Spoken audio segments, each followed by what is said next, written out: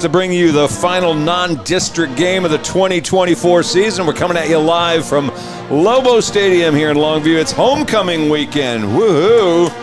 Which means Keaton's probably going to be crowned something, I would imagine, by the end of the evening. No, not this year. My crowning days are done. But do want to give a special shout out to the class of 2004. The guys that are not here, man, we wish you guys will be here. Can't wait to celebrate. But not only just my class, we have a class of 09, a class of 14, class of 99, class of 94. Anything after that, man, we're glad to celebrate you guys. And, man, what a blessing to be able to still be here 20 years later to be able to celebrate that graduation. Usually you bring in a patsy for homecoming so everybody walks out happy. That's not what's happening tonight here in Longview. The Ruston Bearcats, who are the defending Division I non-select Louisiana State champions, are in town. They've won 16 straight. They've won 29 of their past 30. They're 2-0 this year, and they're going to be a load for the Lobos tonight. Man, team that's coming in on a 16-game winning streak, defending state champion, played in the state championship the year before that. This is one of those, better buckle up your chin strap. This is not your ordinary homecoming game. No, they opened the year with a 35-27 win over Acadiana. Last week they took on Cabot, Arkansas. They won that game 49-10. That win came without their starting quarterback, Josh Brantley, who was the MVP of the state championship back in December, where he threw for 192 yards and a couple scores and ran for 159 and a couple more in the season opener. Well, the 6'3" senior who's committed to Tulane has been dealing with an ankle.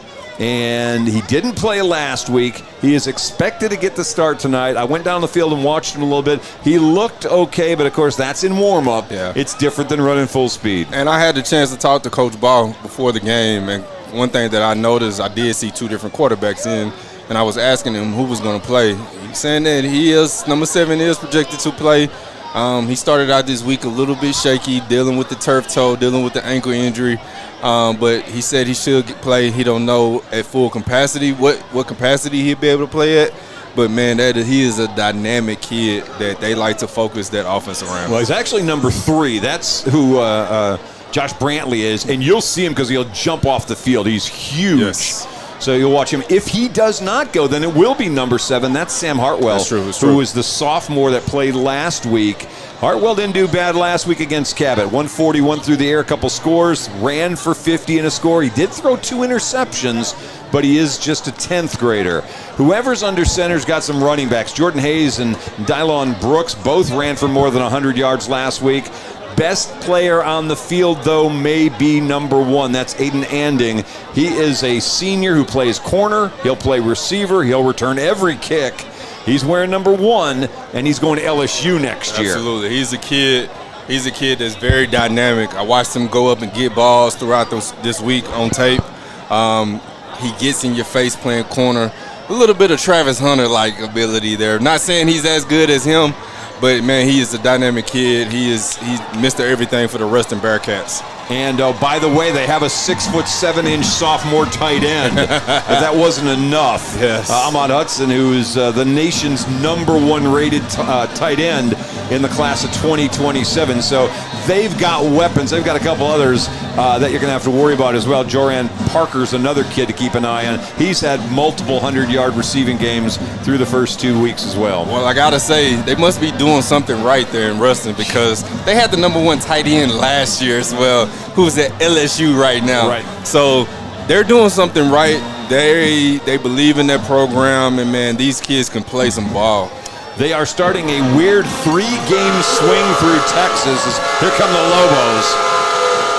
Next Saturday, they're going to be in Arlington taking on Midland Heritage. And then in 2 weeks, they'll be back here in Longview for a Saturday game against Stephenville. So if you like them enough to want to come out a second time, you can see them again in 15 days. Absolutely. They're gonna play a gauntlet of some Texas team. They had a hard time finding opponents to play them in Louisiana and Arkansas, and they found some quality teams to be able to come back here when they come. I think playing Stephenville, correct? Yeah. And then when they go to the Metroplex and play a Midland team. Right. Not too many Louisiana teams does that. So kudos to Coach Ball And the Bearcats, man, they're not afraid to play anybody. They'll line up and strap it up with anybody. They may be here long enough to get resident status for the 3 weeks. Ruston's coach is familiar. You mentioned him, Jared Baugh, who coached with Pat Collins and John King in the early 2000s, became the head coach at Gladewater for 4 years, ended up in Ruston in 2015, took over that job in 2017 as the head coach. Since then, his teams have been in the state quarters 4 times in a row. They lost before they finally advanced in 2022 to the state championship and won it all last year. He's 71-22 now in his 8th season at Ruston. Couldn't be anybody that I'm more happy of. Coach Ball was he was one of those coaches that I would always cling to. Ate plenty meals after practice at his house. His dad lived he lived right down the street from my dad, so I used to spend a lot of times over there. Truly happy to see him. He was one of the first coaches that I saw when I came out here on the field, so it was great to catch up with him before the game. This is not the first meeting. These teams have met 11 times already. Lobos won the last one back in 2018. Prior to that, they played 10 times between 1992 and 2002. Lobos won 6 of those 10 games in the series up to that point in time. For their courage and commitment as they prepare for the rescue and recovery. Of course, you see the colors on the field. They're about to walk them through to midfield here in just a second. Of course, for the Lobos, this week's a week of a lot of questions, especially on defense, where last week they lost to 5A powerhouse South Oak Cliff 45-44. Yeek. That was a 19-game home winning streak that got snapped.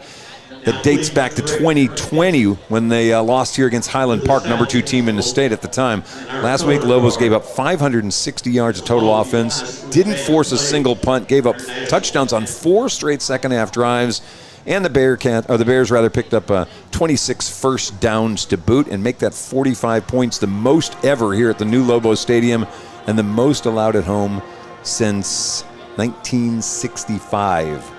That's even old for me. It's crazy. That's mind-boggling. They're walking the colors out, so we'll stop for a minute and give them a chance to do that.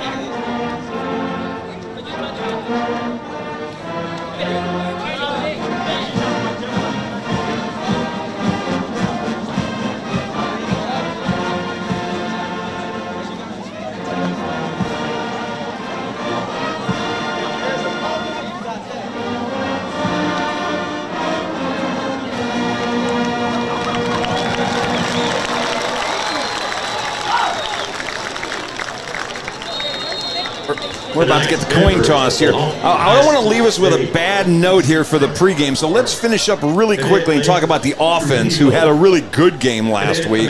Maverick Rowe has been on point. Senior quarterback with 16 of his last 18 passes complete. Last week he threw for 200 yards and 3 touchdowns.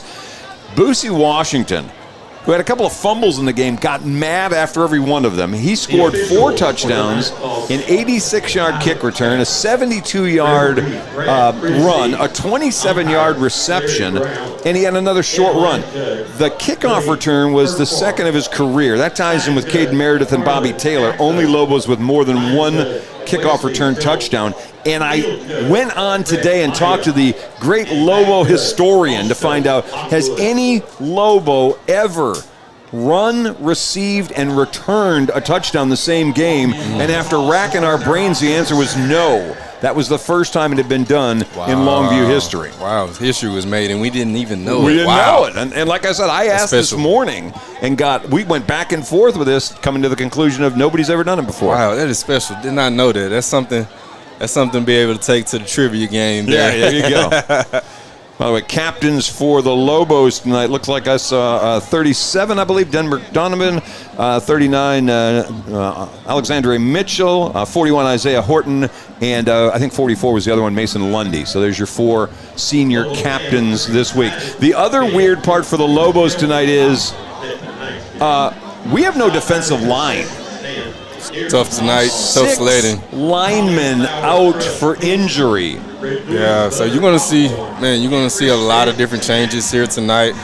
But that's part of football, though. You got to be able to make changes. You got to be able to weather the storm. Got to be multifaceted. So you're gonna see some guys probably playing a little both ways on the offensive side and defensive side of the ball tonight. All right, Lobos are going to kick off to start this ball game. I didn't catch it. Did we win the toss or lose it? I missed that too as well. We deferred, so we won it, but we just. We'll do that then. For Lobo fans who are panicking, let's do this. The last 4 losses for the Lobos over the last several years, a total of 9 points. So it's not the sky is necessarily falling. We've got that. They've been in good, close, tight games. That was one against an outstanding team last Friday night. We got another good one here tonight. All right. I'll thank, if nothing else, the fact that Ruston's Bearcats do not have white uniforms and gold numbers tonight. Yes, a lot easier to see. We'll get a little break where that's concerned. Aiden Anding is the guy back deep on the right. He's not going to get it. We'll go short instead to about the 20-yard line, and it'll be about the 26 where things are going to come to an end for the return man for Ruston. And let's get us set up defensively now. Here's how we're going to line up, and here's some new names and some new faces, but here's the defensive line. Jamarian Jones is going to be at one end. Devion Jackson was told to us he would be a starter at defensive tackle. Maybe not. Looks like maybe instead. We may have Tristan Williams in there. It's getting a start instead. Isaiah Horton's going to slide down to one of the end positions. Jemias Morrow and Brendan Reese are on the outside linebacker spots tonight. Kason Brooks, Jesse Hampton Williams on the inside. Houston Rowe, Bubba White are the corners. Brian Peoples and Bradley Williams are the safeties. We'll do the offense for the Bearcats after the first snap. As we're underway at the 26-yard line. First down and 10 for Ruston, Louisiana. I'll ask Keaton later, what's a Bearcat? Man in motion, and that's going to be a handoff on the little jet sweep. Number 4 is Jordan Hayes. He is a 5'10", 175-pound senior running back who also plays out of the wing. He gets the first carry of the game. If you guys missed a little bit of the pregame show, we talked about how both ball clubs kind of mirror each other. We run a lot of the same certain type of plays with Coach Ball being from Ruston. A lot of the fundamentals are the same as the Lobos. Jordan Parker's number 2. He's down here with Bubba White on him. At the top of the screen, Ahmad Hudson, the big tight end, is split out wide right. Man in motion again this time. It's a quarterback, and it is Josh Brantley, by the way, getting the start. And you can see he is a load to bring down as he's finally tackled right around the first down at the 36-yard line. And you can see out on the far side of the field a tangle up between Houston Rowe and the big tight end, Ahmad Hudson. Yeah, you don't see too many quarterbacks just in high school football that's physically imposing as this guy is. He looks the part with his big 6'5", 210 frame. He's showing you why the offense is ran through him. Again, he is a commit to Tulane. So he'll be a D1 quarterback you would expect in a couple years. 2 receivers down here. Brantley going to hand off. There's a little room up the middle, and going for about 9 yards is the tailback, Delone Brooks, and it'll be second down and a yard. Yeah, these running backs, just like any other running backs, especially last week against Sock, these guys are explosive as well too. So a couple missed tackles, or if you continue to keep having to tackle them in the second level, it's going to be a long night. So these guys can get out and they can play some football. Number 10 is their fullback. That's Lander Smith. He's going to line up kind of as an H-back to the left of the offensive line. Second down and a yard. That's Norton Parker in motion. They're going to keep Brantley with the ball, and he's going to go to the 50-yard line for a gain of 5 more and a first down for the Bearcats. Yeah, this Ruston team, all run plays to start this game. They're out to midfield right now as they've been getting nothing but positive yardage so far on this drive. So a couple of first downs. Their offensive line, Jacalen Blackman, 73, is the left tackle, a 325-pound sophomore. Cameron Venzant is the 270-pound left guard. Sam Nations is the center. He's 287. Cedric Roan's a 330-pound senior at right guard. And another handoff. This one, oh boy, good first effort, but the defense got there with the second. That's Kason Brooks that hit him hard. And that may be a loss of 2 back there, maybe 1 back to the 49-yard line. On the carry that time was Jordan Hayes. Excellent job, and excellent job by the defense, playing with speed. Kason from the weak side was able to flow and see that very, very fast and be able to make his impact for the first negative play tonight for this Ruston Bearcats. Second down and 11. Brooks Brown, by the way, 50, is their right tackle. He's a 205-pound junior. And on second and 11, they'll stay on the ground, and again they will go with Hayes, who will get a couple across the 50-yard line, and it's going to bring up third down and 9. Don't know what type of punt game that they have, so I don't know if we're in a 4-down situation, being that we cross over to the 50-yard line.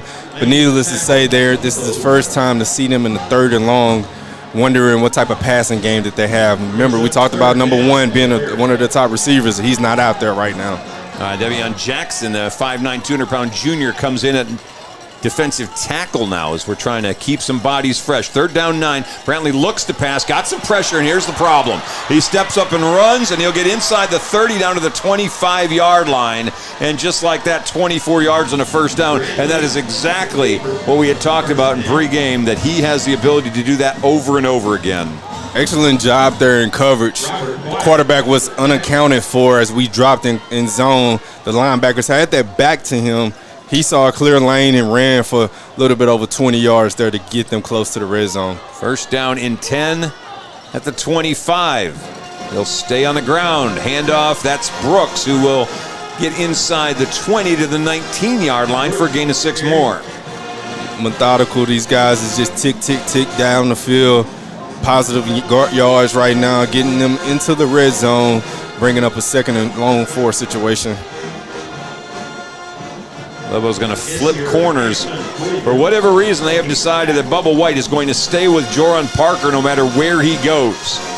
And we've got a no flag. Here's a throw up to the big tight end, and that's too easy. Over the top of the 5'10" or 9" Houston Rowe for the score from 19 yards away. Sure looked like somebody moved, or if nothing else, the Lobos had come across and made contact, but there was no flag, no whistle, and it's a 6-0 lead for the Bearcats with 7:12 left to play in the first quarter. Yeah, it looked like there was a free play situation, so they ran all goals. Quarterback found his big tight end, and he's showing you why he's the number 1 tight end right now in his class. He goes up with the best of them, and he comes down with that catch very easily for a score. Kicker is Jack Elliott. Right footer puts that one up. And good. 7-0 to score. 7:12 to play in the quarter. We'll take our first break. You're watching us here on Longview Game Day. I'm attorney Marty Young. When you or your loved ones are involved in a catastrophic accident, hire the law firm with a proven track record. In the last 25 years, no law firm has achieved our results in and out of the courtroom. You need and want to hire the lawyers who get proven results that insurance companies and corporations know about, that insurance and corporations are afraid of. Don't make the mistake of hiring a law firm who is not feared by the insurance industry. We truly hope you never need us, but if you do, we're here to help. Our offense was dominating this year. Fast, powerful, virtually unstoppable. In fact, the only slow member of the team was me. When I was sidelined with ankle pain, it put the whole season at risk. So, just like when my players need the best care, I turned to a proven provider. Now, I'm back in the game. Get the care you need at physician-owned Baylor Scott & White Texas Spine and Joint Hospital, or visit tsjh.org to find a specialist today. All righty, welcome back. 7:12 to play first quarter. That was an 8-play, 74-yard drive that almost took up 5 minutes worth of play here in the first quarter.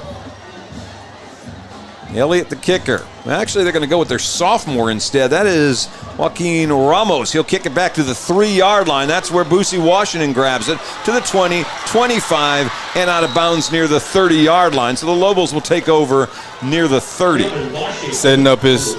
Trying to set up his blocks to see if he can establish anything up the middle. Instead, he used his track speed to get out there to the edge to get us about the 30-yard line to start this drive. All right, offensively, here are the Lobos. Fernando Longoria, the 250-pound senior at left tackle. Cedric Reitner's back to his left guard spot, 275-pound senior. Eddie McMillan, 235-pound senior at center. Jamarian George starting at right guard, the 265-pound senior. Beckett Cox at right tackle. We'll go with more after this. First carry, that's Mason Washington pounding for 8 yards. It's 2nd down and 2. Great start to this drive. Good to see Mason getting started early. Establishing our dominance now, getting a chance to establish it, to getting a gain of 8 yards there. All right, so on 2nd down and 2, Bryant Williams is the tight end. Kiefer Doxey and Dede Williams are the receivers. Although we're going to split Boosie out to the far right this time. He's the man in motion to rejoin Mason in the backfield. Maverick Rowe, the quarterback. 2nd down and 2, it's Washington trying to get to the corner. He does, and he'll stumble across the 35 to the 36-yard line, where he'll pick up enough for the 1st down. Excellent job by Boosie getting on the outside edge. The defensive end got blocked down on, and he wasn't able to keep his containment. Boosie got outside and was able to get their 1st down very quickly. So 46-yard line, it'll be 1st down. Here's the defense for Ruston. Caleb Williams is 97. He's one end. Peyton Bell's the other. He's 94. Big man in the middle for them is Kavorian Key, number 63. He's a 300-pound senior. Next to him, Raheem Potts. Handoff again, Boosie picking his way to the 50-yard line for a gain of about 4. Their linebackers are Keelan Davis and Xander Hayes. And it looks like we got a fumble that may have been lost at the end of that play. And the Bearcats are coming out saying they've got it. Here comes, again, there's no challenge. I see Boosie coming out. It was like he didn't drop the ball or he didn't fumble the ball. But needless to say, there's no review on high school ball. We turn the ball over on downs to give this Ruston team the ball. Back in midfield, defense, they're going to have to answer real quick to try to get the offense the ball back. About a 4-yard gain and a fumble. That is 3 now in 2 games for Boosie. And it looks like coming out of there was Xander Hayes, the linebacker, number 12, who recovered it. Yeah, we look like we got a case of the dropsies here this season. A lot of fumbles on the offensive side of the ball. It's not a good recipe for winning football. So trailing 7-0 already, the Lobos hand it back over to the Bearcats at their own 48-yard line, or at the Lobo 48-yard line. 1st down. They're going long. Middle of the field, got a receiver. That ball incomplete. It was Joran Parker who was the intended target, and you can see him slamming the turf. He thought he should have had that. 4 Lobos were in the neighborhood, but pass was just a little bit short, and that may be a little bit of the rust on the arm of Josh Brantley, having not played last week. Coming in a heavy situation means 2 tight ends and 2 backs. They looked like they was going to try to run the ball at us. Ruston, knowing us, went play action, which a lot of teams do after turnovers. Almost caught us on a post route. Ball was thrown in the dirt. It was a catchable ball, but the receiver just dropped it in the incompletion, and we'll take it. 2nd down and 10 to the ground. They go, they had a little space. I'll tell you what, though, it closed up in a big hurry thanks to 31 Kason Brooks, who will hold that to about a 4, maybe 5-yard gain, and it's going to bring up 3rd down and 5. One of the things that worried me going into this game was the explosiveness of number 4, Jordan Hayes. He showed us almost right there why that was the case. He almost had a chance to get out there. But instead only got a gain of about 5 here to bring up 3rd and 5 right now. All right. Hayes, a 175-pound senior, sets up 3rd down manageable for the Bearcats. Empty backfield. Brantley faking, then keeping, and he's going to get stood up at the 45-yard line where he'll lose 2 yards. Great job by the Lobo defense that time. Not only to come up the field, but come up and collapse the middle. And now Brantley jumps out and gets in the face quickly of Isaiah Horton. Not sure about that. Not sure at all. Excellent job by our defense coming up with a big stop there.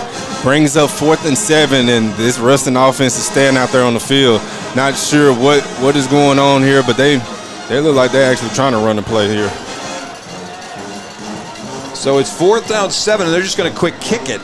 as Brantley pooches one up in the air, hits at the 22 and gets a Bearcat roll inside the 10, inside the 5, where it'll be down at the 3-yard line. So they pick up 42 on the punt, and the Lobos will take the ball back over deep on their side of the field at the 4-yard line with 4:19 left to play in the quarter. Excellent job by our defense. Being able to get a stop, and feel like we hadn't been able to say that in about 3 quarters. But needless to say, after a turnover, we was able to get a stop there to get our offense the ball back. That's a great point. There were 5 consecutive touchdown drives the Lobo defense gave up before they get that 3 and out. So they'll put the ball back all the way to the 3-yard line, where it's going to be 1st down and 10 now for Longview. Single back, going to get the ball. Good job. To the 15, that's Mason.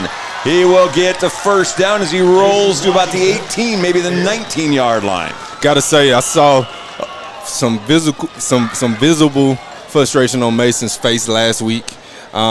He probably felt like he should have carried the ball more, or he didn't make the most of his carries. He's doing that tonight. He's carrying the ball with some bad intentions, or he's running the ball with bad intentions, able to get us out of our end zone with a big gain there to get us to the 19-yard line. He's had the ball a couple times and has done well. Positive yardage both play. 1st down, Rowe back to pass for the first time. That ball sideline and a little bit out of the reach of Boosie, incomplete at the 35. It's going to bring up 2nd down and 10. Where it looks like it was Kiefer Doxey going in motion, and then he ended up running a comeback route. Ball just sailed on Maverick just a little bit. Looks like he was in double coverage a little bit, but he threw it to the outside where only he can get the ball, and it came up incomplete. You're right. Doxey, not Washington, the intended target. So 2nd down and 10, 3:37 left to play here in the quarter. 7-0 Ruston, Louisiana with the lead. Boosie going to be in the slot to the left this time. You see Brian Williams resetting, and now coming in motion. Pass going to be a screen. That's to Boosie. And Williams was supposed to have a kick-out block over there, and looked like maybe he didn't get there in time, as that gets maybe a yard, 3rd down and 9. He knows it. He's over there looking, saying, my bad. He whiffed on that block. Only gave us about a 1-yard gain. Bringing up a 3rd and long here. 3rd and 9 from our 20-yard line.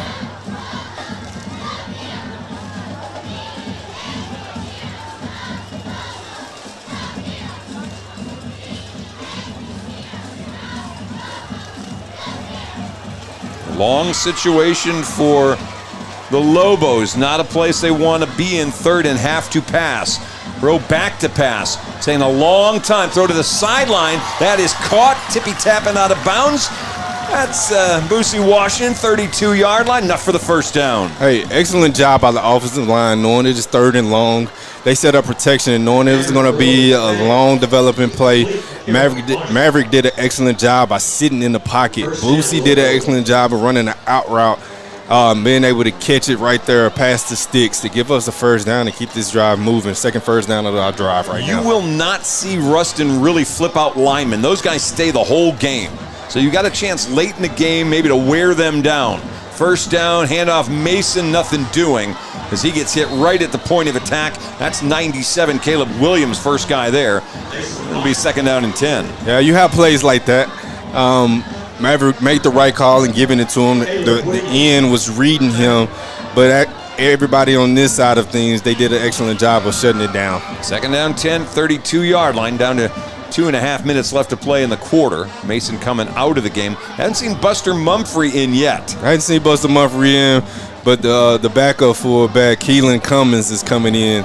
Love to see exactly what he's going to do right now. Jordan Hobbs, a receiver up top of the screen. Rowe, handoff, Boosie, nothing doing. Boy, they blew that up, and that's linebacker Keelan Davis, 180-pound sophomore that got there, and now it's 3rd down and 10. Tough development play there. Not sure exactly what was going on, but a lot of people came free to come up with a no gain for us. Doxey back in. Seeing DeJane Owens checking out. He's 83. Haven't gotten the ball in the neighborhood of D.D. Williams yet. He had a pretty good game last week with 4 catches. He's got 8 for 150 and two scores so far this year. Well, look who's shadowing him right now. You know it. Mr. Aiden A. Anden. Little throwback the other way to Williams. Oh, my gosh. Who has blockers in front of him and would have run forever. There's a flag down back at the 21. Looked like roughing the passer. But, boy, Brian Williams, who made a highlight grab a week ago with the one-hander in traffic, this time couldn't secure that ball. He had 3 blockers out in front and a lot of room to rumble. My goodness, he was going to be still running right now. He had daylight in front of him. But, hey, we'll take that personal foul penalty. We get a chance to keep this drive moving. So they'll take the rough in the passer. They'll walk the ball up to the 47-yard line. Lobos get a massive break on that.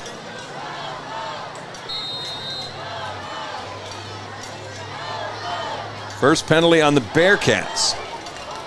Now we're kind of back to where we was at on our first drive here as this first quarter is moving fast. A lot of running from both teams. You can definitely expect that. On first down, row back to pass. He's got a man. That's going to be caught at the 33, or 43 rather, and rumbling down to the 20-yard line. That's Kylan Cummings, the fullback for the first down. Hey, I know Keelan Cummings is happy. He's getting his chance to get a little moment to shine. He's making the most of it as he catches the ball on a wheel route, and he gets us close to, well, right there in the red zone. First catch of the year for Keelan Cummins. It'll be first down at the 21-yard line of Ruston. Yes, gotta love that. Gotta see the offense moving very well right now. Excellent job by Cummins using his hands to catch that ball and getting as many yards as he can. Back to the ground, little confusion. Handoff late to Mason. He's got the 15, the 10, and knocked down inside the 10 and about the 9, maybe the 8-yard line. That looked like a disaster from the get-go. Instead, it's just a 13-yard gain. Hey, sometimes you need a little stumble to kind of slow you down or get the defense to over-pursue. The defense did just that. He found his cutback lane to reel off a big-time first down to get us first and goal situation. Sometimes I say it's better to be lucky than good. That's absolutely right. First down and goal at the 8. 45 seconds left to play in the first quarter. 7-0, Lobos trailing, but they're threatening. And off again, this time Boosie up the middle, falls forward to about the 6-yard line, second and goal. Couple-yard gain there, nothing. A hole was not developing. He was able to get a few yards and just get down. Tell you what, this has been a pretty impressive offensive drive. Credit Chris Valerie and the offensive staff. They've pulled a couple of plays out of the playbook we haven't seen this year. They had a drop from the tight end that would have been a big play, but they made up with a roughing the passer penalty, then getting the fullback on a little wheel route out of the backfield. Maybe not all pretty, but I'll tell you what, we come to the end of the first quarter, 7-0 the score. We'll flip the field and come back second and goal when we return here on Longview Game Day.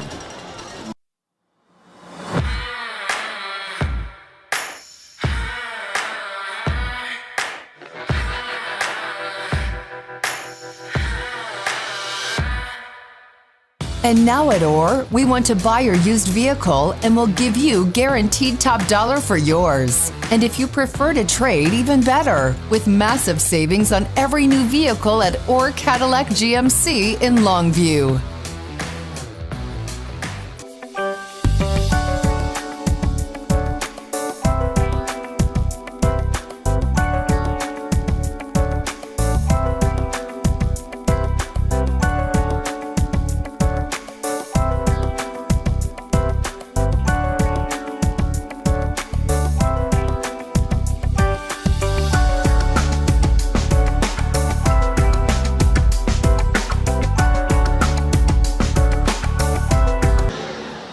Welcome back here to Longview Game Day. Chuck Zach, Keaton Daniels, Frank Sides, as we are wrapping up the non-district part of the schedule.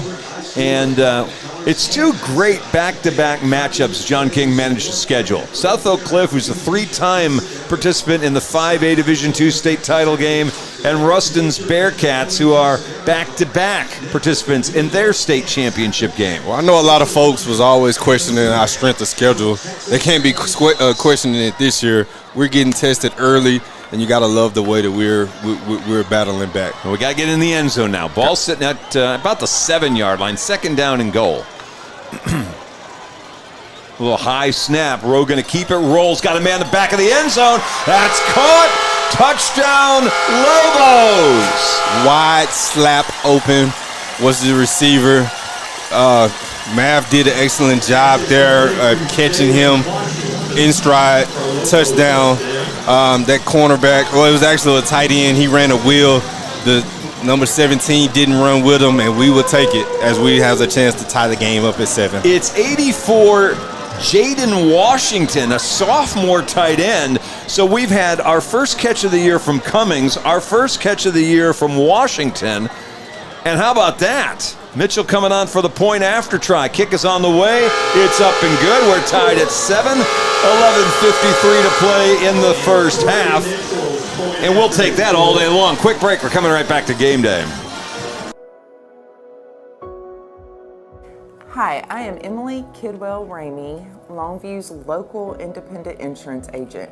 I specialize in home, auto, life, and commercial. I'd be more than happy to help you with any of your insurance needs. And go Lobos.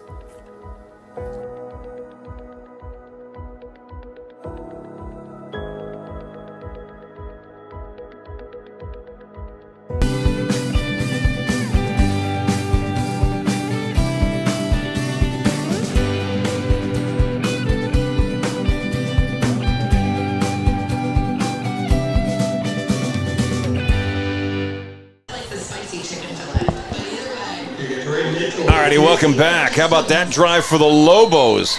That went 11 plays, 97 yards in a little over 3.5 minutes. That has to be a feel-good drive there. Kind of started out a little shaky, offense and defense. Both teams kind of weathered that storm. To be able to drive the ball 97 yards and come up with the score has to make you feel good about your chances tonight. They're again going to try to keep the ball away from Aiden Anding. Picking it up at about the 19-yard line. That's going to be Jordan Hayes, and he's not going to get to the 25. They'll stop him around the 24-yard line. And that's nice kick coverage. And again, you're smart. You don't get the ball anywhere near number 1. He is their version of Willie Nelson. Yeah, that's a kid, Willie Nelson. He's your Boosie as well. You don't want him to touch the ball. You want to minimize his touches tonight as much as possible because he's a kid that can take it the distance in the blink of an eye. So short kick, short return. Lobos will go back on defense, 25-yard line. 7-7 ball game. There's Josh Brantley back to work for the Bearcats. On first down, he's going to keep it himself. Got hit in the backfield and twisted up a little bit funny. Brendan Reese, first one there to get to him. And it's going to bring up second. I think Ryan Martin was in there as well. That's going to be a loss of 3 back to the 22-yard line. And it's going to bring up second down and 13. Yeah, fake toss there to try to get you wide, running with that backer. And the quarterback was just going to try to run up the middle, run up the seam, and trying to get what he can. We did a good job of staying home.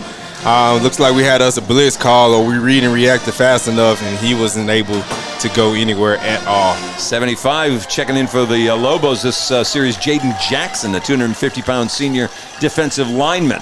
Again, we're down 6 linemen. Second down, they're setting up a screen. This one's caught but dropped in the backfield again. This time it's Kason Brooks that gets there, and the Lobo linebackers are all over the field right now. It's going to bring up third down and 13. Hey, if he looks like a rat, it smells like a rat, chances are it is. Kason did an excellent job of reading his guard, seeing him run a pass or going out and pass or coming out in the screen look. He did an excellent job finding that backer and defeating the blocker and being able to get a tackle to come up with a third and forever right now. Excellent job by your linebacker. Brooks, a tackling machine last week with 18. He's got 40 on the year through 3 games. Lobos moved a little bit, and now the Bearcats move as the big tight end, Ahmad Hudson, came flying across the line. He wasn't the only one. Going with him was number 0, Darius James. Yeah, we had a lot of players moving on the offensive side of the ball for Ruston. We jumped too, but we never crossed the neutral zone. So it's going to be a false start. So 5 more back for the Bearcats. And it's now third down and 18. Gotta love the effort that the defense is coming out with this drive. they've been making this Ruston team go backwards. Watch the quarterback here. He's a threat from wherever they are. James out wide right. Back to pass. Brantley, pressure coming. They have him. Got him. Down he goes. Absolutely. Excellent job there by your defensive lineman getting in there to corral the quarterback to slow him down enough to get your defense, the rest of your D-line buddies to come in there and to get you a good sack there to make them definitely punt this ball back to us. Isaiah Horton with the sack back at the 13-yard line. Would love to see what type of punt we get. We got Bubba back here returning. Would love to see him get a big return here. Bubba White here. All right, Elliott on to punt. He's standing on his goal line. Bubba White's at the 45-yard line. Snaps on the money. Kick, rugby style, comes off to the side, trying to wave people away from it as it bounces down near the 50-yard line. And I'm not sure, that wasn't Elliott. That was the sophomore kicker, Joaquin Ramos. I watched Ramos in warm-up. I'm going to tell you what, if they're paying attention, and Josh Rankin watched, he takes an extra step on his punt when he goes for that rugby style, and he's very much blockable. And he hit every other punt, it felt like, off the right side of his foot very short. He got that one okay, but watch for that later in the game if he hits one badly. That's an excellent eye there. Definitely with that slow developing take that he's given us, we definitely have an opportunity to go out there and get it. So Lobos will take over on the Ruston side. Rowe back to pass, throwing one deep. Got Boosie there, tipped away, and incomplete. No flag. There comes a flag. The linebacker on the coverage for Ruston is going to get flagged. That's 22, Keelan Davis. The linebacker, or DB, sorry, the defensive back, just got there a little bit early. You can face guard at this level, but you got to be able to make the play on the ball. So they'll add the 15 yards. Lobos have a first down at the 34-yard line. Lobo fans, don't forget our concession stand near the softball field now has healthier options. We're talking about cauliflower crust pizza, veggie sticks, and Simply Pop popcorn with less butter. Check them out and make your game night a bigger, healthier option. Well, you got me all hungry now. Thanks for that. You're welcome. Appreciate you there, Keaton. Way to go. We got a long time till halftime, and you're going to do that. Hey, I'm just looking out for you. I know them taste buds is salivating over there. I know you can't wait just like I can't either. Yeah, I know. First down, Rowe, the handoff to Mason, trying to get wide. He gets the corner, 30-yard line, powers to the 25-24, where he's very close to a first down, and they may be moving the chains on this. Hey, keep that run running. Offensive line, you're doing an excellent job there by beating the defensive line with your physicality. Love to see you running back not getting touched until the second or third level here. Continue to keep doing what you're doing as you're outside the red zone right now. I tell you what, just a little bit shy of the first down, too. Looked like he had gone further. Of course, he's a long way away from us, but he is very – now they're going to say move him. Yep. I thought I trusted at the beginning. They're going to have to wait for the chain gang now to put it down 24-yard line. And now we're going to get a flag down. 3 seconds still on the play clock. And, yeah – they'll say somebody moved. Lobos moved. They're going to go back. So all that to get that first down would go back 5 anyway on the false start on first down. I'm going to blame the chain gang on that. They should have been ready, giving them the first down. We was already up on our line. And I'm a homer. I'm going to blame them on that. I know we hate to see pre-snap penalties, but, hey, we just got to stay in a little bit longer there. We're right now at 1st and 15. So back to the 29-yard line. First down, 15. I formation this time. Handoff second back. Boosie trying to go forward. He ended up backing his way to the 27-yard line for a gain of 2. And now it's second down and 13, kind of like their last possession. Absolutely. That was a second effort play there. Boosie got stuck. He got stuffed early in that drive, or early in that play. He was able to break free, give us a couple yards there, and bringing up a second. And 12 or 13 right now. So they got to get to the 14-yard line to pick up the first down. Doxy's going to split out wide left. Dede up top. Staying in the eye. Play action roll. Rowe rolling, got trouble. Man in his face, throws it up. No receiver, 2 defenders. That's intercepted, and that's Jaden Anding, his younger brother, who's going to pick that off and return it to the 14-yard line. First interception of the season for Maverick Rowe. It was a long developing play-action pass there. Maverick was under duress. Just threw it up, hopefully to give Dede a chance to make a play. Just threw it a little bit too far to where Ruston was able to come away with a turnover deep into our territory. They got a long way to go, but man, you right there on the brink to be able to come up with points there. Got to get points in those situations. Sometimes you got to eat a sack or take a sack. But unfortunately, that's Maverick's first interception of this season. And, of course, you're asking a quarterback to roll to his left, which means he's going to have time to get his feet set on top of it. His receiver broke off the route, though, as well. If that was supposed to keep going down the field, the only saving grace may be the wrong Anding caught the ball for Ruston, the little brother, and not the LSU commit. Hey, that's true there. Make a very valid point there. First down, there's Hayes with the carry, still going, still dragging people to the 29-yard line for a gain of 15 for Jordan Hayes. He's a kid that's showing you not only is he explosive, he's tough. He broke several tackles there to give them the first down and move the chains again for them. 7 minutes, 22 seconds left in the half. 7-7 ball game.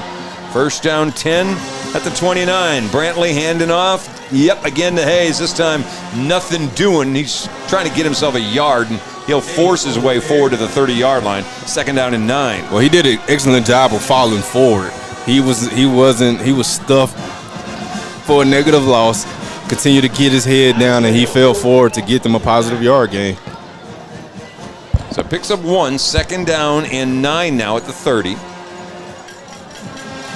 If you're the Lobos, you'll live with that all day long. Absolutely right there. Better tackling so far tonight. Not to jinx that. Brantley back to pass. They're setting up a screen again, and that one's incomplete. They let him come a little too far in that time. Combination of Jemias Morrow and Jaden Jackson in the face of Josh Brantley, and now it's 3rd and 9. Excellent job of playing with speed there. Your defensive lineman wasn't able to get to the quarterback for a sack. He did the next best thing of getting his hands up and making him redirect it and coming up an incompletion to break up a 3rd and 9. All right, so here you go, secondary and pass rush. That's the first layer of this. Second layer of this is somebody watching Josh Brantley when he goes back to pass and Casey decides to run. Here comes the pressure. He's going to throw one up deep. This one is tracked, caught, but inbounds or out of bounds. They're going to say what? Well, one ref came in and said he didn't think so, started to act like it was incomplete. Now he does. He overrules it on the catch by Darius James. A beautiful grab, but couldn't get his feet down as he got bumped out of bounds. Safety coming over. I think that may have been Brian Peoples that got him and knocked him out of bounds. Peoples did an excellent job in being over the top safety. He was able to come in and try to break up this pass. Looks like the Lobos came away with one. That foot got down in bounds. Right foot. But nonetheless, it's a mute point. And we got hit with a personal foul at the end of it. Tough situation there. No. Give up a first, get 3rd down, get an opportunity to get off the field. Got a call that went your way, which really didn't go your way because you got a personal foul penalty. Makes it 1st down nonetheless. Up to the 45-yard line. So we got a break with a roughing the passer on a 3rd down. They get a break on the same basic thing on what was going to end up being 4th down. Handoff. This is, I tell you what, good tackling again. This is Dylan Brooks, who again can't get back to the line of scrimmage. Excellent job by the defensive line, playing fast, physical, playing with some angry intentions, being able to get a tackle for the loss here, bring up a 2nd and long. They lost 2 yards on that running play. Lobo defense gave up a first drive of the game touchdown and has been solid ever since. Bend but don't break. Even if you give up yards, you want to stay true, continue to keep playing hard. and never know, things might go your way. Brantley handing off again. Again, Brooks, we got back to the original line of scrimmage. That's all. 3rd and 10 coming up. Not much yards to gain there. Only gains 2. Brings up 3rd and 10 here. And again, just like you said on the last 3rd down, who is watching the quarterback here as we coming in with a sub package with a little bit more speed out there on the field right now. Yeah, they're bringing out some big bodies as Jamarian Jones comes out. So does Kristen Williams out of the game. They'll get a little bit more hopeful speed out there. And I think they're actually bringing maybe another secondary guy in. It's a light defensive line. 3rd down and 10. Brantley looking to his sideline. Still got 12 on the play clock. He'll go back to pass. Pocket collapses. They got to get him down to the ground, and they do. Hey. They get him down shy of midfield, and it's going to be 4th down for Ruston. Excellent job there by you. It looked like Casey Brooks was on the spy call there. He read the quarterback was going to take off. He was mirroring him, and he's fast. He wasn't going to let him get away from him and able to come away with the key 3rd down stop. Here comes the punt team. They gained 3 on the play, but it leaves them with 4th down and 7. And the Lobos get to force a punt. And I'm going to go back to what I said earlier. Keep an eye. Joaquin Ramos, the punter, likes to go rugby. The Lobos moved. The Lobos moved, and this is going to be 5 coming the other direction. Oh, no. Bubba coming running up in traffic to make that catch, and I think the Lobos got lucky to get the ball back, and that's lucky number 2. Lucky number 1 is it was 4th and 8 or 7, and if it was offside, it wasn't going to be enough for the 1st down anyway. Well, to bring it 4th and short, now you're giving this offense to come back out here on the field to give them opportunity to give a 1st down with a big quarterback like they have. They like their chances in this situation as they're getting ready to run out there. Frustrating. Very frustrating there. Wow. So, new point. So 2 penalties, offsides on the Lobos. We're going to do it again because the Bearcats didn't have enough guys on the line of scrimmage.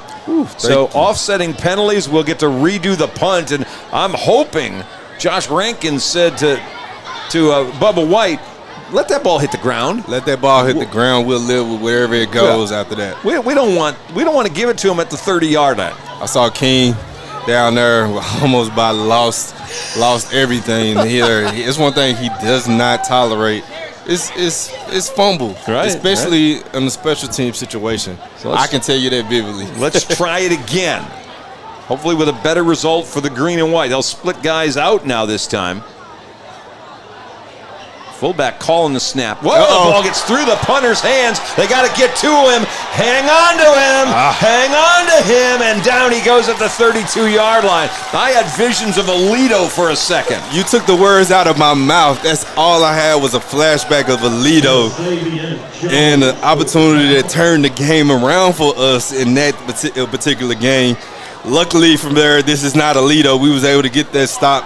Give us the ball right there outside of our 30-yard line. Let's go down and score a touchdown now, guys. I'll tell you what, we dodged a bullet. Dodged a bullet with the potential offside and then potential muff of that punt. And instead we get the thing at the 33-yard line.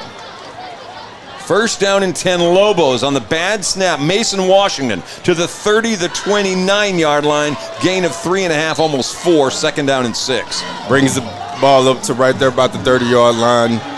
Positive run play there. Getting you about 3-4 yards. You would live with that every single time. Mason Washington over there. Coming down to 3.5 minutes. Remember, Lobos kicked off to start the game. So they will get the ball to start the second half. This is one of those one more time you'd love to have 2 possessions back-to-back here. And you got to know Coach King kind of knows the situation at hand here. He's not going to want to give this Ruston team the ball with a lot of time on the clock if he doesn't have to, as he's taking his time or making sure he get the right play dial up here. Never grow back in the gun. Fake the handoff. Now they are going to give it. It's going to be Boosie coming this way. 25 kind of stumbles forward. He needed the 23. He got to the 22. That's a 1st down for the Lobos. Yeah, the clock stops to move the ball for 1st down. kind of a slower developing play, zone read play there. But Boosie keeps it, gets outside, as a lot of people don't really know how fast he is. As you see the end or the safety or linebacker, the defensive player just get out position, and Boosie gets around him and gets that first down with ease. Actually moved it back to the 23-yard line, so it's enough for the first down. 3:10, well, with 2:50 on this clock here. We have ample amount of time here. We can just kind of run the ball as much as we want to, especially if they're not stopping us for a loss. 3 seconds on the play clock. They'll snap it, hand it to Mason, who... Looked like he fumbled. They were reaching for the ball, and sure enough, they ripped it out of his arms. Let's see, did he get it back? No, apparently he managed to get it back, or they hung on to it. Yeah, the defensive line came in, and number 63 for Ruston had his hands all on the ball. Offensive lineman number 56 saw it and was able to kick back on it. That's center Eddie McMillan that got that ball.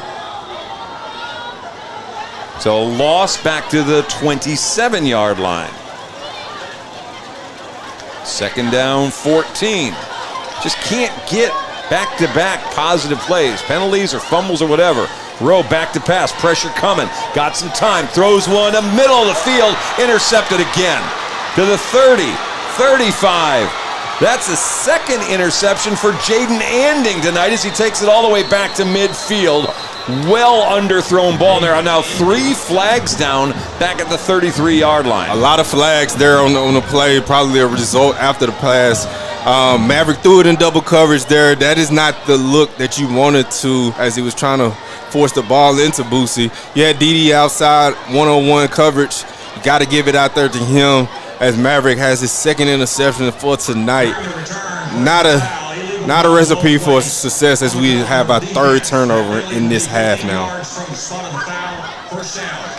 So let's see where we're going to put this thing. From the spot of the fouls, the 34-yard line, and then they'll tack the 15-yard penalty on from that. So all intents and purposes, 19-yard line's where this thing's going to end up. Gotta hate that there. You're right there. Second time in second consecutive drives where you're on the brink of scoring. Come away with 2 interceptions there. Not being able to get any points at all. Here you are now with your backs against the wall here with 1 minute and 44 seconds left. Knowing that this probably is going to be the last drive of this half, you definitely want to try to keep them from scoring points. All right, so with 1 minute 44, still 7-7 game. Defense, which had gotten to stop, now has to come out and try to get another one. Brantley, a little pitch going left. That's Hayes. And he keeps a hand down and manages to just take defenders with him for 11 yards to the 30. Hey, he's low to the ground. He takes that blow, and he never stops churning his feet.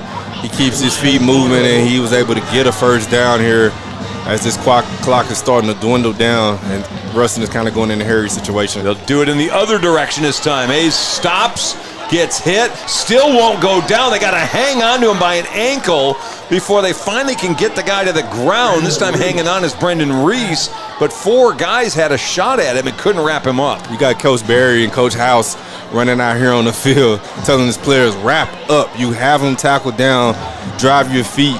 It's not something as a defensive player that you want to see hit sticks out there. You got to be able to tackle these guys and take them down. Second down and 10, rollout. Brantley complete. That's going to be his tight end. It'll spin out of bounds at about the 33-yard line for just a short gain. Clock is going to stop with 49 seconds left to play. It was a 3-level route there. The DB, the safety, did his job and keeping the short route, keeping him in front instead of jumping it, because he had more things developing behind him. He was able to break in and make a stop and stop this clock to bring up a 3rd down. 3rd down and 8. They got to get to the 40 for the first down. James coming out wide to the right. Rowe coming up on him. He was back about 10, 12 yards, and coaches yelled to get up on him. Brantley back to pass again. Short toss. This one caught out of bounds where? 39-yard line. That is Caleb Hampton on the catch. He's a yard shy of the first down. Now what are you going to do here is 4th down. If you don't get this, you give us the ball in great field position as they're running off to get ready to bring their punt team out. Yeah, you just got to be smart here. And when you don't get the first down, you go out of bounds, you stop the clock. This is an extra timeout for us. Well, if you're Hampton, I think you thought you were going to get to the 40 and get out of bounds and save yourself some clock. You'd have the stop clock with the first down anyway. Oh, another bad snap. This one low. Ramos's kick. Caught by White in traffic. You're kidding me. 50, 45, 40-yard line. With 3 guys in his jersey, he makes the catch anyway.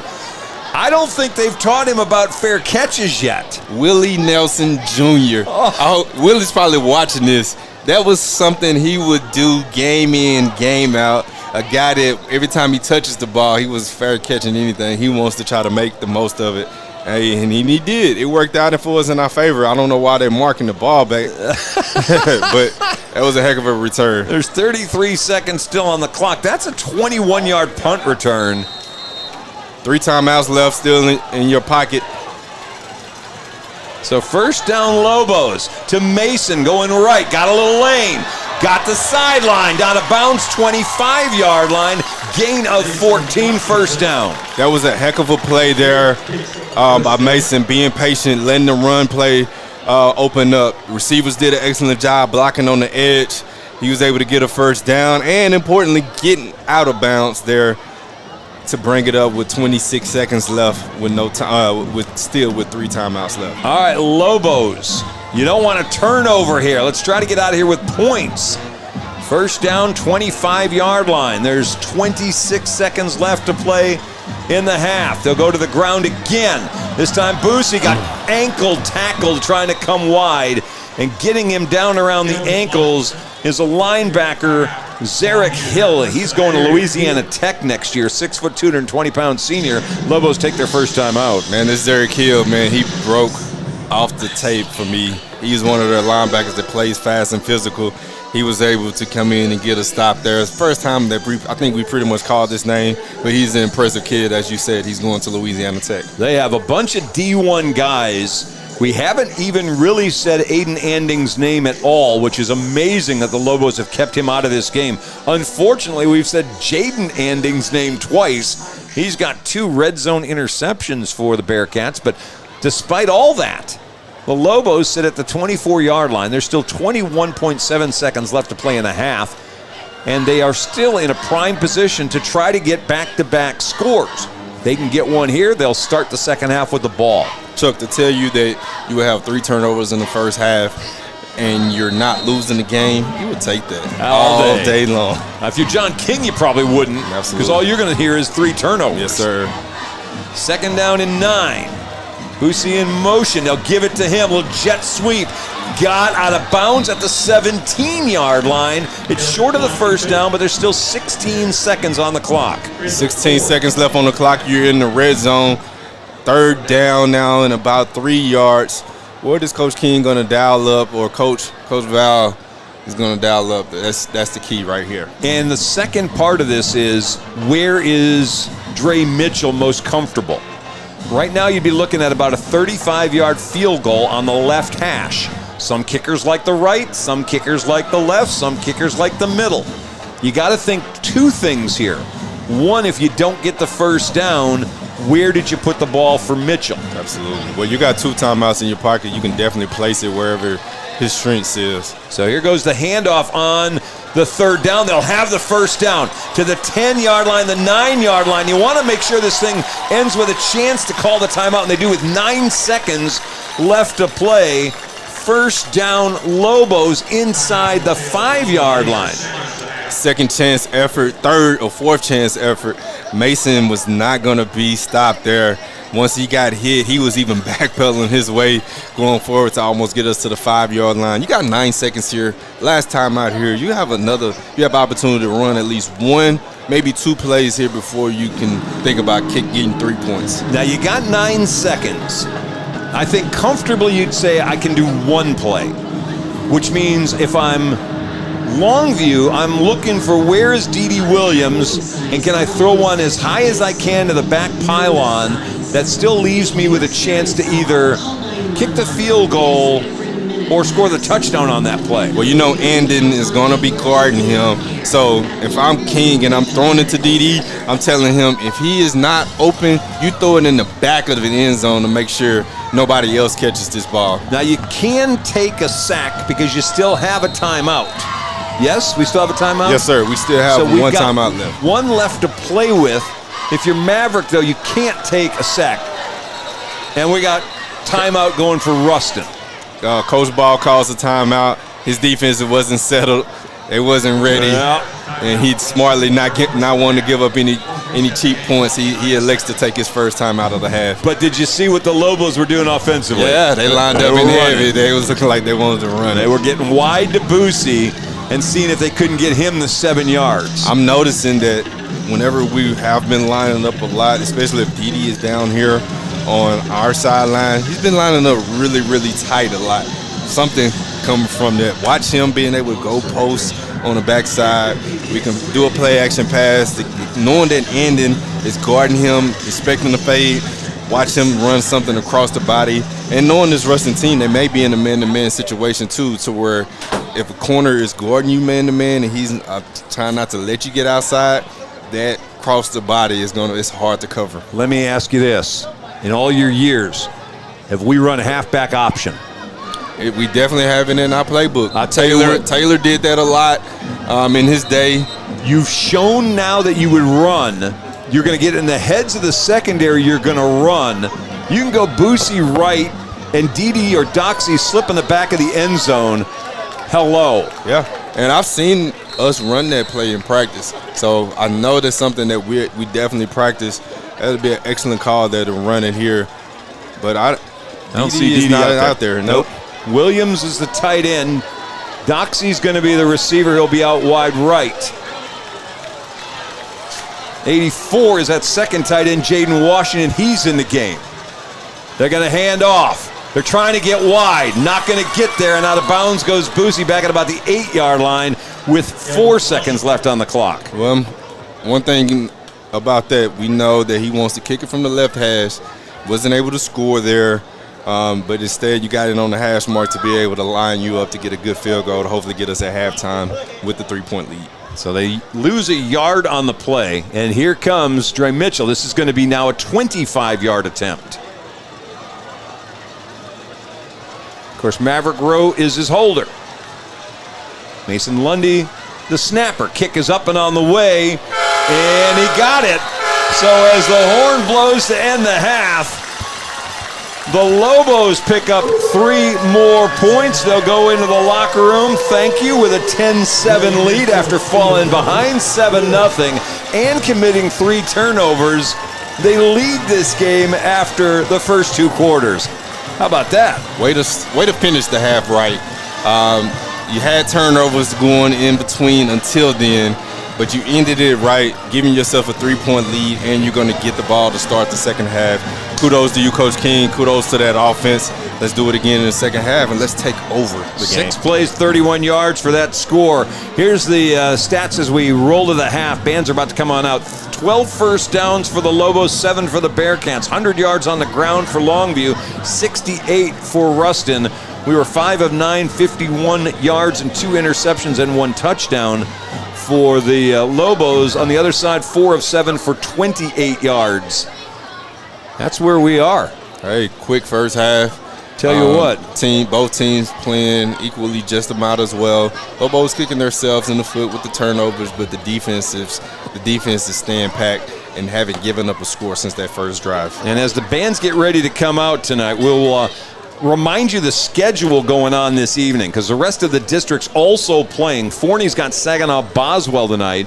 North Forney's playing against Mansfield Lake Ridge. Rockwall Heath has Mansfield Legacy, Royce City Weatherford, and Tyler Legacy's taking on Crowley. Rockwell played last night, and they wish they had. North Crowley 70, Rockwall 17. We'll see Rockwall here at Lobo in 2 weeks. That North Crowley team has been unbelievable. Ever since they beat DeSoto, they have just been putting up points on everybody. That little team look like they're a team to be reckoned with in 6A this year.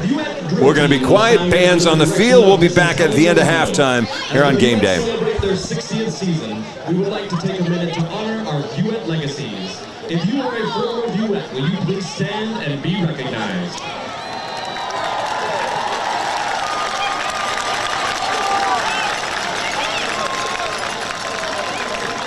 Thank you, Vuet Legacies, for your continued support as the Vuets strive to value and uphold what began in 1964.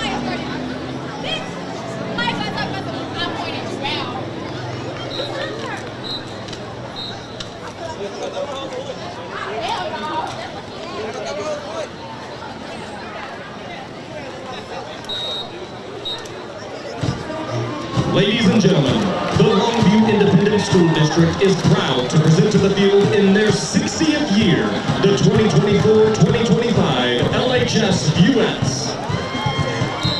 Officers this year are Senior Lieutenant India Davis, Senior Lieutenant Ashley Ontiveros, Senior Lieutenant Yasmin Christian, Junior Lieutenant Wendy Castro, and in the center, your captain, Senior Jayla Beecham.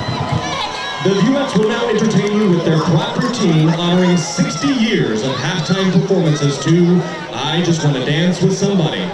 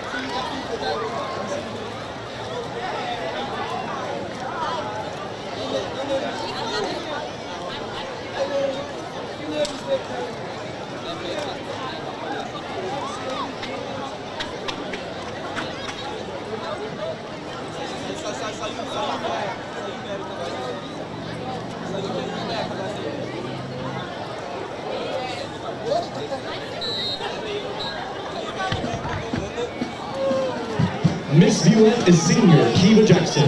Miss High Kick is Senior Treasure Williams. Congratulations to all Vuets and Vuet Legacies on preserving pride, tradition, and excellence in your Diamond Anniversary year. The Vuets are under the direction of Mrs. Debbie McGowan and Mrs. Meg Lawrence. And now, the 2024 Longview High School Majorettes will perform a dance twirl routine to Bye Bye Bye.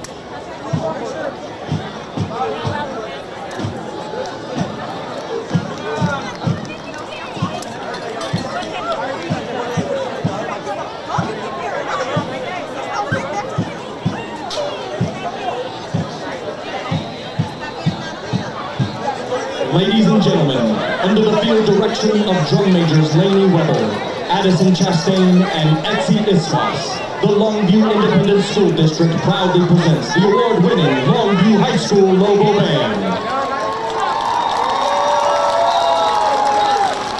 This is the Big Green Marching Machine.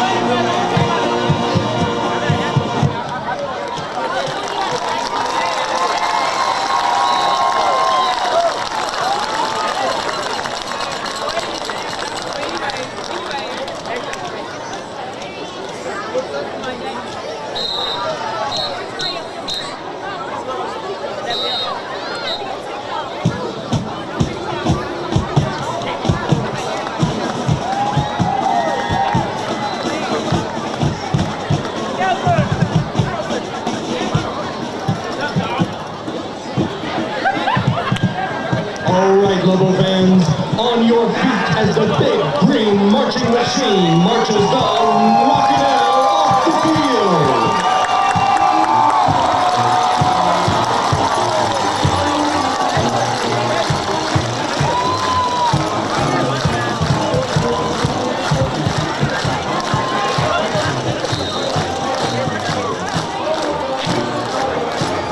The students and directors of the Lobo Band would like to thank all parents, community members, and LISD for their continued support this season. We would also like to thank our sponsors for this year: Peters Chevrolet, ABC Auto, Sorey & Hoover LLP, Weber Landscape, Direct Office Supply, Eric Dodge Insurance Agency, PCA TSI, Walmart 4th Street, and Cumberland Insurance. Thank you for your kind attention to tonight's performance, and go Lobos!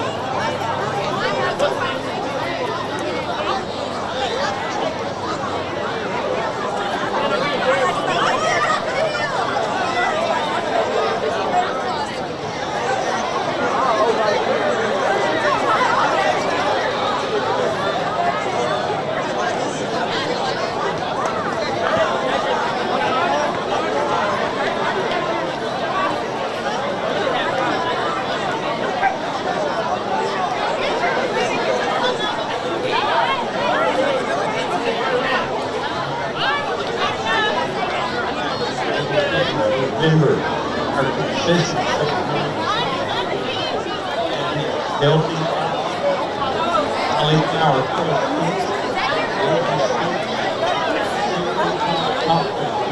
West Bug. Check them out.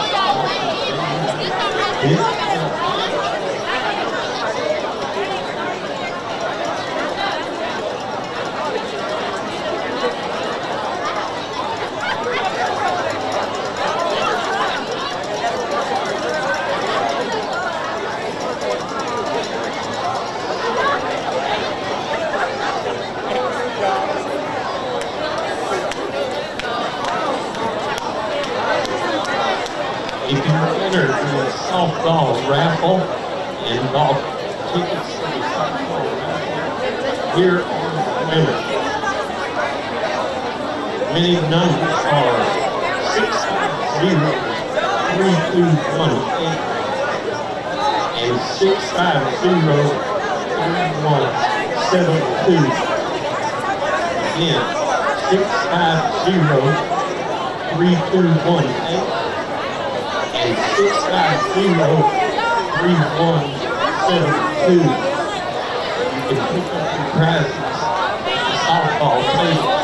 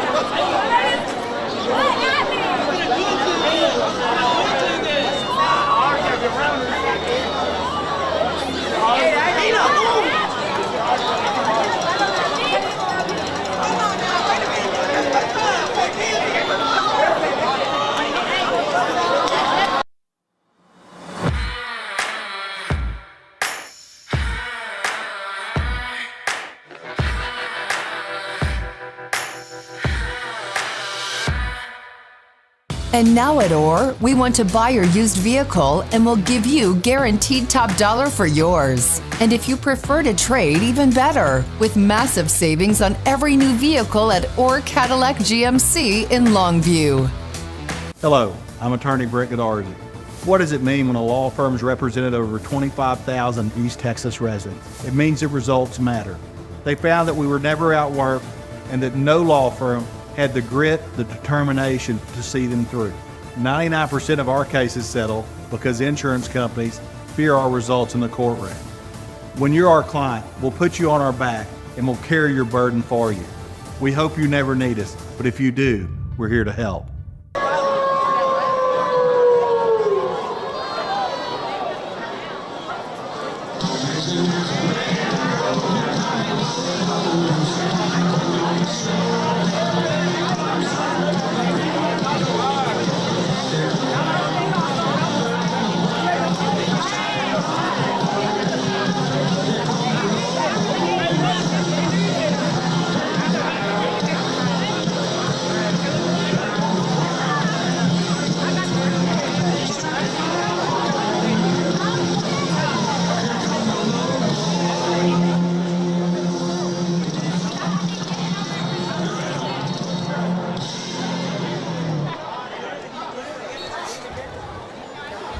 All righty, welcome back. You should have got your halftime entertainment satiated. Lobo band controlled the field. I don't think Ruston ever came down. No, they never came down, so I hope you guys enjoyed that halftime show to watch this great band perform. They put on the show as they always do. This award-winning band never disappoint. Shout out to them. They look good. That Rockinell never gets old. Bet you got the Rockinell on your wall, don't you? Somewhere. Yeah, I'm sure you do. I got it somewhere. All right, let's get you some scores from maybe some games of interest, somebody in the neighborhood. Rockwall Heath is leading Mansfield Legacy 19-12. They are just about at the half. Third quarter score, Forney 28, Saginaw Boswell 10. Anybody else? Tyler is trailing Lufkin 23-10. And in town, we've got Spring Hill trailing Gladewater 21-20. Pine Tree is beating up on Hallsville 20-7. So those are the scores that we have. And of course, we told you at the beginning of the game, Rockwall got beat up by North Crowley 70-17 yesterday. And sorry. I was talking to one of the coaches that saw that game. He said North Crowley just did whatever they wanted to. It was hard to scout that team because everybody that touched the ball was just scoring. And when you put up a 70 piece, that's 10 touchdowns. Everybody is scoring there. Everybody's involved. All right, Mason Washington leading the way for the Lobos tonight. 10 carries, 79 yards. Boosie's got 8 for 21, but he's also got a fumble. And, of course, Mason had a fumble. We recovered that. Boosie lost a fumble. We got to do a better job hanging on to the football. The backs are going to be asked to carry the ball a lot, and we cannot have these fumbles once we get into district. On the other side for Ruston, Jordan Hayes, 7 carries, 35 yards. Josh Brantley has 6 for 33. Dylan Brooks, 4 carries for 15 yards. Throwing the football. Brantley's 4 of 7 for 28 yards and a touchdown. Maverick Road, 5 of 9, 51 yards, touchdown, and 2 interceptions. Cummings with 1 for 32. Boosie with 1 for 13. And Jaden Washington with a touchdown reception, his first catch of the year from 6 yards away. On the other side, Amon Hudson, 2 for 21. He's got the only score for the Bearcats as they got on the board first, scoring on that touchdown, 19-yard touchdown pass from Brantley to Hudson in the first quarter. Lobos scored the last 10 points of the quarter, ending with a field goal from 25 yards away by Dre Mitchell to get us to a 10-7 score. As we're getting ready for half number 2, Lobos are going to receive the ball, and we get ready to start here for the second half. Excited to see what type of chess match that we have going on in the second half. Both teams know each other a whole lot.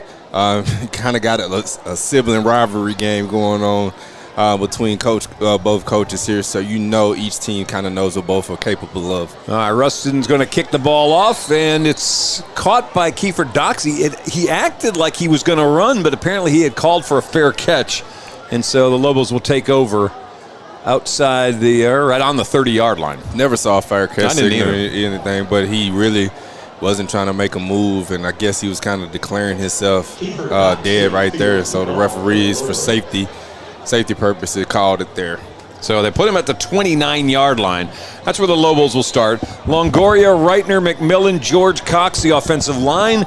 Ryan Williams, the tight end. Dede Williams, Kiefer Doxey are the receivers. Maverick Rowe, the quarterback. Boosie Washington, Mason Washington are the backs. And on first down, Lobos go to the ground, and that's a gain of almost 8. As Mason Washington starts the half off. Good physical run there to start this half as we have an injured player down. Looks like an old lineman. Can't tell which one it is. Hate to see any of our players battling injuries right now with the limited amount of players we have on our offensive defensive line. It was actually Boosie on the carry. He took it out to the 37-yard line. Mason was the lead blocker on that play. Looks like coming off the field for Longview, Demarion Pinkren, who has been playing some offensive line as well. He's the injured Lobo that comes off the field. So gain of 8 on first down, second down and 2 at the 37-yard line. Rowe back in the gun. He's going to hand off first back is Mason Washington, and he hit the brakes and made a quick right-hand turn and picks up a first down up to the 41-yard line. We picked up the first down, but one thing that I noticed is pre-snap, Looks like Dede right here at the bottom of the coverage. I see a safety lined up outside of him. Almost looked like he's double covered. I wonder if we're doing something intentional there because the cornerback, Andon, is guarding him man-to-man, and the safety just walked out there too, kind of almost declaring himself dead there. Yep.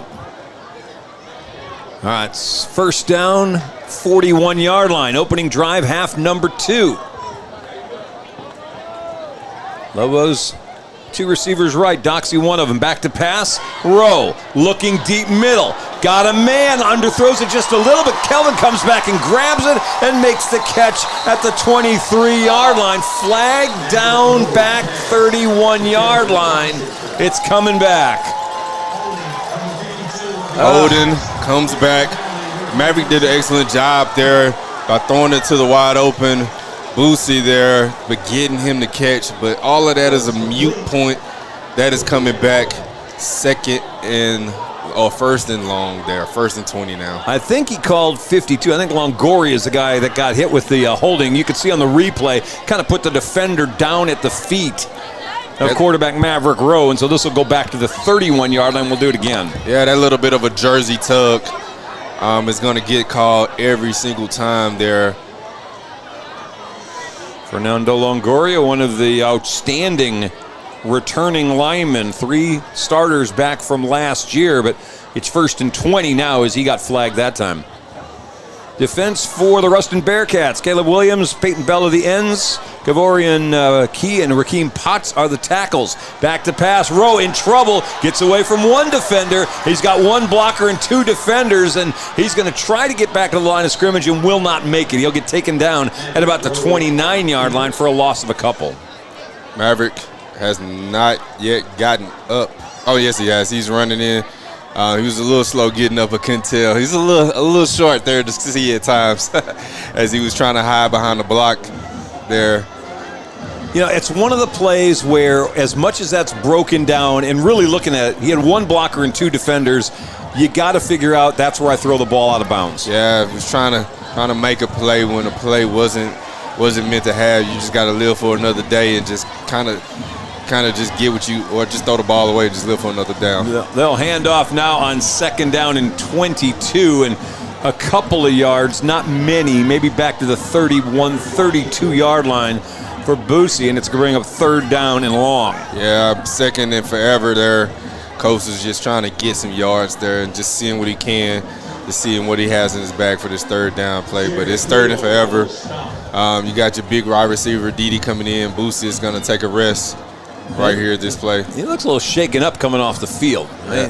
That may just be his demeanor. He sometimes kind of lulls you to sleep like he's dying before the next play, and then he explodes on you. Well, nobody's over there looking at him, so he's a tough kid. He's going to continue to keep playing. Lobos stay on the ground on 3rd and 19, nothing doing. That ends in a hurry. I think that was Zyrek Hill on the tackle. Gain of 1, 4th and 18 coming up as Washington picked up a yard. Punt team has to come out here as we couldn't do nothing with our first drive of this third quarter here. Oh, that holding penalty. That's a field flipper. Especially after a big pass. You got to hate that. We'd have had the ball around their 25. Instead, it's back at our 30. Punting time. This one's straight up. Good punt. Fair catch called for and made by Aiden Ending at the 34-yard line. That's where Ruston will take over with 8:50 left to play in the third quarter. Excellent job there by your punt coverage team, getting down there but first protecting and then getting down there and covering so Andon does not get any explosive plays there. Has to settle for a fair catch. And let's give some credit on the punt. Mitchell's punt was sky high. That allows that punt coverage team to get there.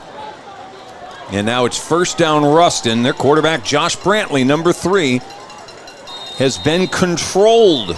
Maybe not stopped, but at least controlled by the Lobo defense. First down at the 34.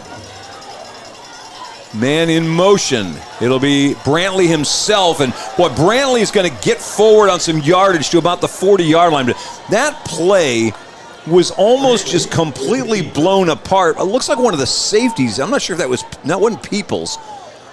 That may have been Bradley Williams that came up and blew up the blocker and got him into Brantley. You can see him come flying up.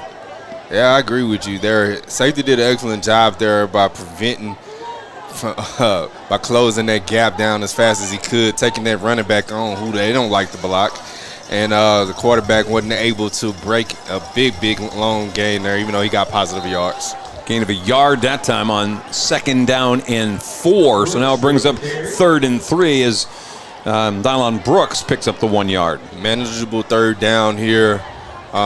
Coach Ball and that offense, they can pretty much call whatever they want to right now because they are in 3rd in the short distance, 3rd and 4 here. Fullback Xander Smith, or Lander Smith rather, in front of the quarterback. He's the only guy in the, there's the pitch. That's to Hayes, 1st down, breaking tackles, 50-40, that's it. They're not gonna catch him. He broke 2 or 3 tackles at about the 45-yard line, and all of a sudden it's deja vu to last week. Lobos just did not do a good job wrapping up at the 45-yard line, and that's gonna be a 59-yard touchdown run. Yeah, that's unfortunate. They're out there not delivering your hands when you tackle, trying to hit with your shoulder. You got to bring your arms and your feet, continue to keep driving there. That prevents big-time plays here.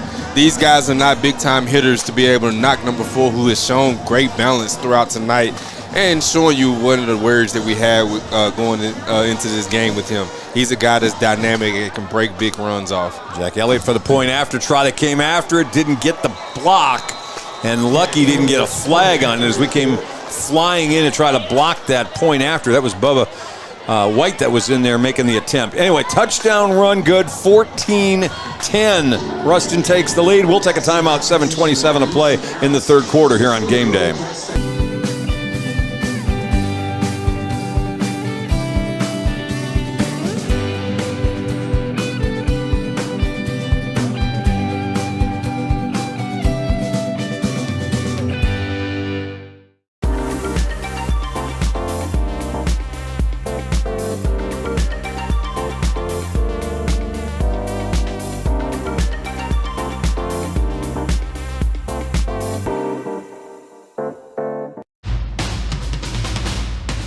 Our offense was dominating this year. Fast, powerful, virtually unstoppable. In fact, the only slow member of the team was me. When I was sidelined with ankle pain, it put the whole season at risk. So, just like when my players need the best care, I turned to a proven provider. Now, I'm back in the game. Get the care you need at physician-owned Baylor Scott & White Texas Spine and Joint Hospital, or visit tsjh.org to find a specialist. All right, welcome back. Lobos trailing 14-10. Mason Washington, Boosie Washington back inside the 10-yard line. Here's Ramos's kick, and he's going to go a squibber that'll be controlled by the Lobos at the 45-yard line. They were not going to give Boosie a chance to get that lead right back. Yeah, seeing that we had a little ink in our armor there, we looked like we had one of our linemen that was further than 5 yards. They tried to kick it to where he wasn't. The ball just got kicked a little further, kicked it right there to one of our other players. He was able to recover it, giving us the ball at midfield. All right, so the Lobos will have it at the 46-yard line. 1st down and 10, now trailing. This is reminiscent of the beginning of the game.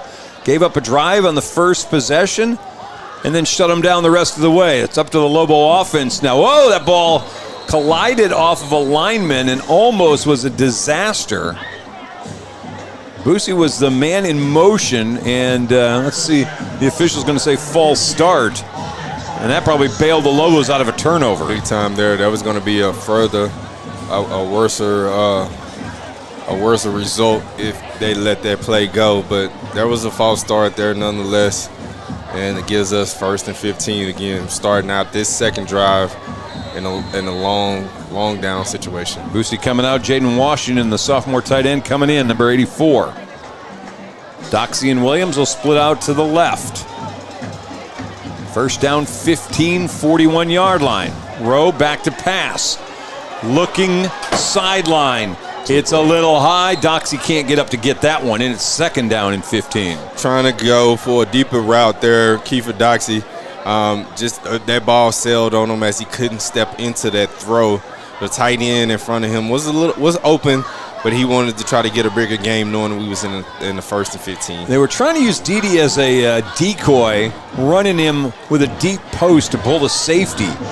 But Rowe's pass, that's a long throw. He's having to make that from basically the right hash all the way to the left sideline and just didn't have the accuracy on the throw. So clock stops with 7:28 left to play in the 3rd. 2nd down 15. Williams is going to come in motion. And we got another flag down. And the Lobos unraveling just a bit here. King is mad. Yep. I don't blame him. He's calling for a substitution right now. Somebody's coming out of the game.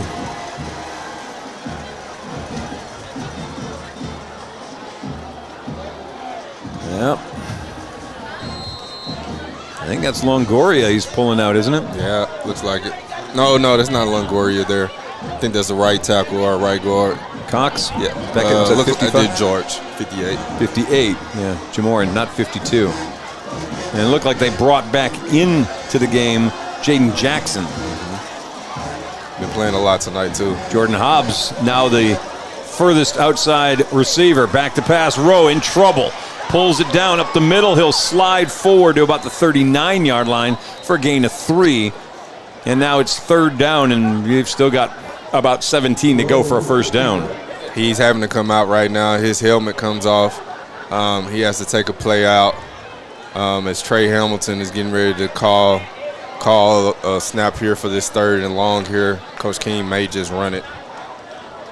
Well, it's 3rd down and 17 back at the 38.5-yard line.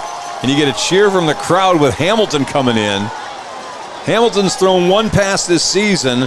Jace Peterson caught that 63-yard bomb for a score in Marshall. And how about back to pass? And he gets hit as he's throwing it. And that one was a little harder, I think, than anybody anticipated. The safety back there, Fabian Stringfellow, thought he had a beat on the ball, and Boosie comes up hobbling. That's bad on every level. I hope he's just cramping there, but he had to play DB real quick and keep that to prevent that defender from catching the ball there. So that was a fairly wasted possession after getting the ball up at the 46-yard line. That one went backwards 7 yards in 3 plays. Low snap, punt on the way, gets it out of there. Handing is back at the 30-yard line. He'll catch it, get hit, and he's not going anywhere. Great coverage by the Lobos punt coverage team. Mason Lundy down there, and it'll be 1st down Ruston at about the 29-yard line. All right, defense, they need to come up with the stop here.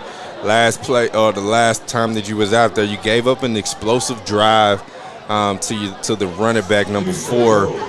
He was just breaking free of your missed tackles there. So you got to wrap up this time to be able to come up with some stops here and get your offense the ball back. There's a couple of really good punts by Mitchell's, allowed Aiding to do nothing. All right, so 1st down at the 29, 14-10. Lobos trailing. Offense has not figured it out here in the 2nd half so far. Josh Brantley at quarterback. He's going to keep it himself, trying to go up the middle, and we'll get to the 31-yard line for a gain of 2. Excellent stop there. Only giving up 2 yards. The defensive line collapsed in and not give off any big runs there. Again, this is a Lobo defense that is shorthanded. Number 40, Devion Jackson, wasn't even listed on the depth chart when we started the season. Now he's a starting nose tackle. Oh, yeah. You got a lot of players playing outside their norm position, too. And just to give you an idea, he's 5'9", 200 pounds at nose tackle. Well, you got to play with a lot of heart there because you're not going to be called upon to make plays. You don't have a lot of size. You better have a lot of heart. Got to have a lot of heart there for sure. And it looks like we had a penalty on Ruston. Well, did we or didn't we? No, I think they made an announcement saying something about some whistles or something blowing from the stands. Confusing. Yeah, don't want that. Got to be better than that. So we'll do it again. 2nd down and 8, 31-yard line. Jordan Parker, who's been quiet so far, number 2 down the bottom of the screen. Pitch coming right up the middle. Boy, that's to the 45, 46. It takes 3 Lobos to get Dylan Brooks to the ground, but not until he gains 15 yards. A quick developing play. Ruston is lining back up to run it quickly again. Same play. And this time Brooks trying to make a cut. Will get a couple to the 48-yard line. Same play there. Quick pitch there. Gave up a big explosive run, but this time you made up for your mistake there and only gave up a short gain. So 2nd down and 8 at the 48-yard line. 5:45 left to play. Actually, 5:12 left to play here in the 3rd quarter.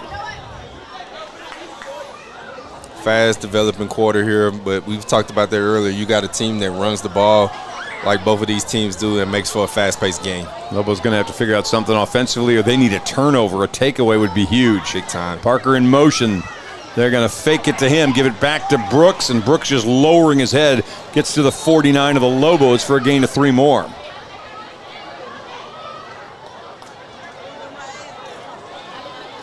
And their rushing attack starting to pick up some momentum. 25 carries, 156 yards. That's about 6 yards a carry. Lobos 24 carries, 117 yards. That's about 4.5 yards a carry. 3rd down and 5. Parker again in motion. This time they're going to give it to him. Defense trying to keep him from getting the edge. He got the corner anyway, but I don't think he got the 1st down. They got him right on the 46-yard line. And that should bring up 4th and 2. We did a good job there by kind of just staying at home, playing our coverage that we were playing. You're not gonna run with the flow too much, too many times of the ball. And so Maverick Rowe, youngest brother, Houston, did a good job there, kind of staying at home, keeping them contained and bring up a 4th down. Now it's a decision time for Coach Jared Baugh. He's got 4th down and 2. And I think his defense last possession gives him the confidence to think, if I give it up here, it's just like the kickoff I just did. Longview couldn't do anything with it. He's letting the play clock. Now, are they doing anything? Nothing started. Now they'll start the clock. 4th and 2, and they're going for it here. Yeah, when you got a big quarterback, as they do, guarantee you 9 times out of 10, he's going to be the guy to look for to keep this ball. Big play here for the Lobo defense. Boy, it looked like there was a little movement. Hand off to Brooks. He's not getting there. Oh, boy, there you go. Hey, Chuck, you asked for a turnover. How about a turnover on downs to give the ball back to the Lobos right about midfield? Will you take that, too, as well? We'll take it. Cason Brooks, first guy in there, and they stop him for a loss on the play of 1, and the Lobos get the football right back again, and that was a monstrous play for the Lobo defense. Big-time play there that we needed to get the momentum back to us, and hopefully let's go give the offense a chance to go put some points on the board right now. Maverick Rowe back in there. 84, we're getting a lot of play out of him today. I don't know if we got an issue with Donovan Denmark. Haven't seen him in the game at all today. Jaden Washington's been the 2nd tight end. On 1st down to the ground we're going to go, trying to go wide, and we're going to have a flag down as Boosie just forces his way across the 50-yard line, running over one of the defenders. That's 17 Trindon Moore. And we're going to have holding on Longview again. It's coming back. Too many penalties. Penalties on each drive that we have started the 2nd half off. That was a killer.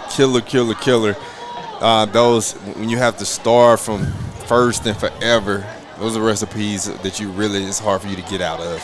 So it makes it 1st and 20. And right now the offensive line, I'm sure, is driving Coach King crazy.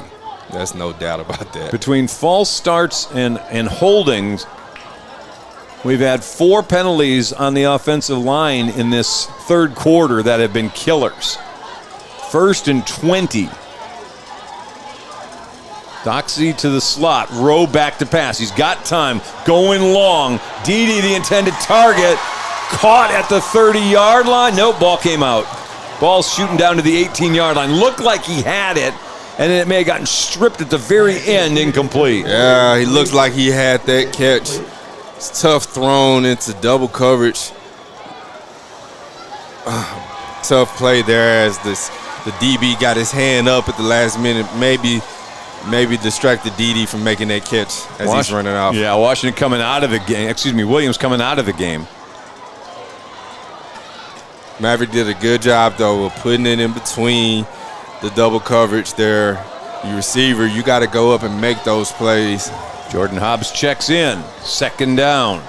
20 to go. Rose stops.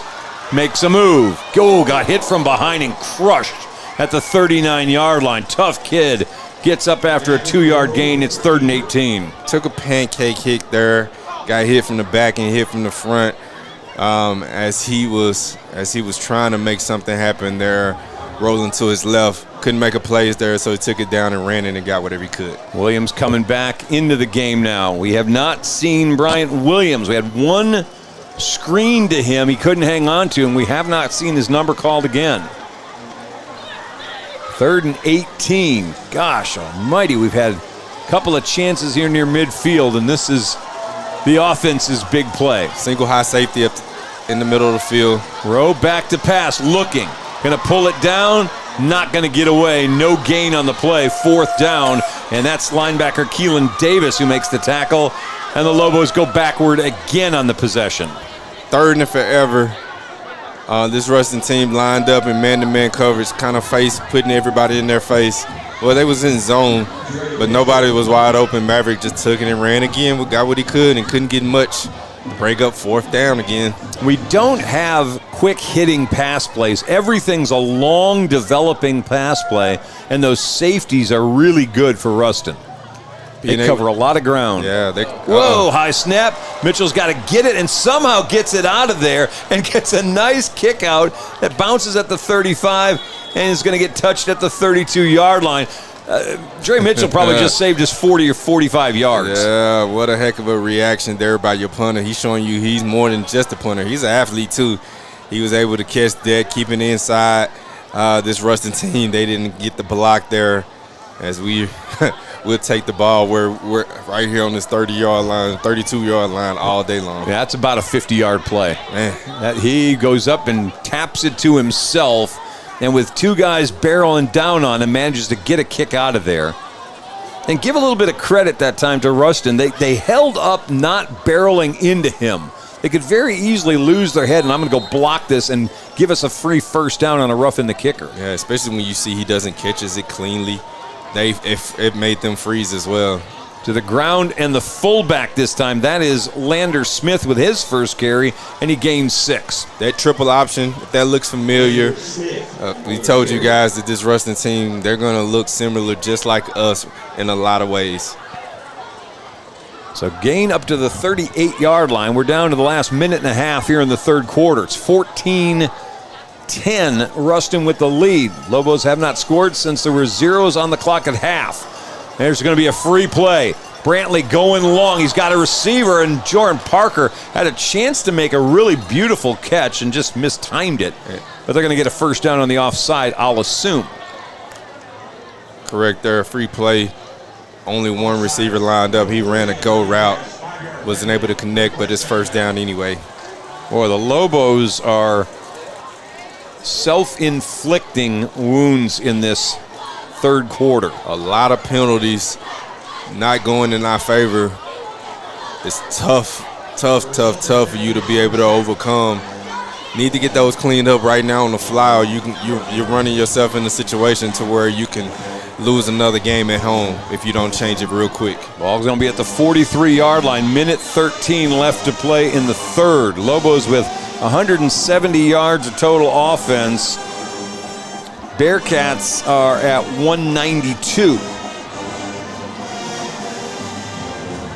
Not been the most picturesque game ever. A lot of mistakes. Back to the ground, that's Smith, who just backward falls to the 47-yard line. He picks up 4 more. That fullback dive gets you 4 or 5 yards a pop. You're in trouble defensively. Yeah, especially when it hits you very quickly like they've been doing. They'll take those right now, especially dealing with this lead with under a minute left to go in this 3rd quarter. So 2nd down and 6 coming up for Ruston. Louisiana State champions and show you they are pretty darn good. Pitch this time. That's Hayes.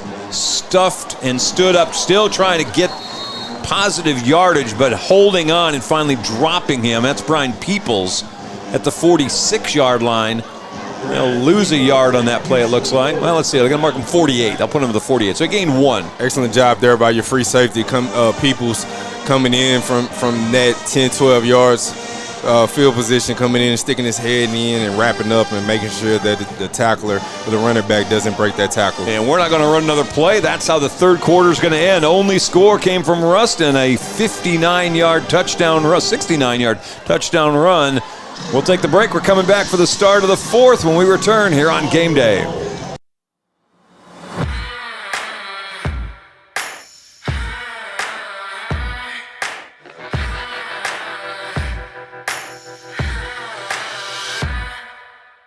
And now at OR, we want to buy your used vehicle and we'll give you guaranteed top dollar for yours. And if you prefer to trade, even better, with massive savings on every new vehicle at OR Cadillac GMC in Longview.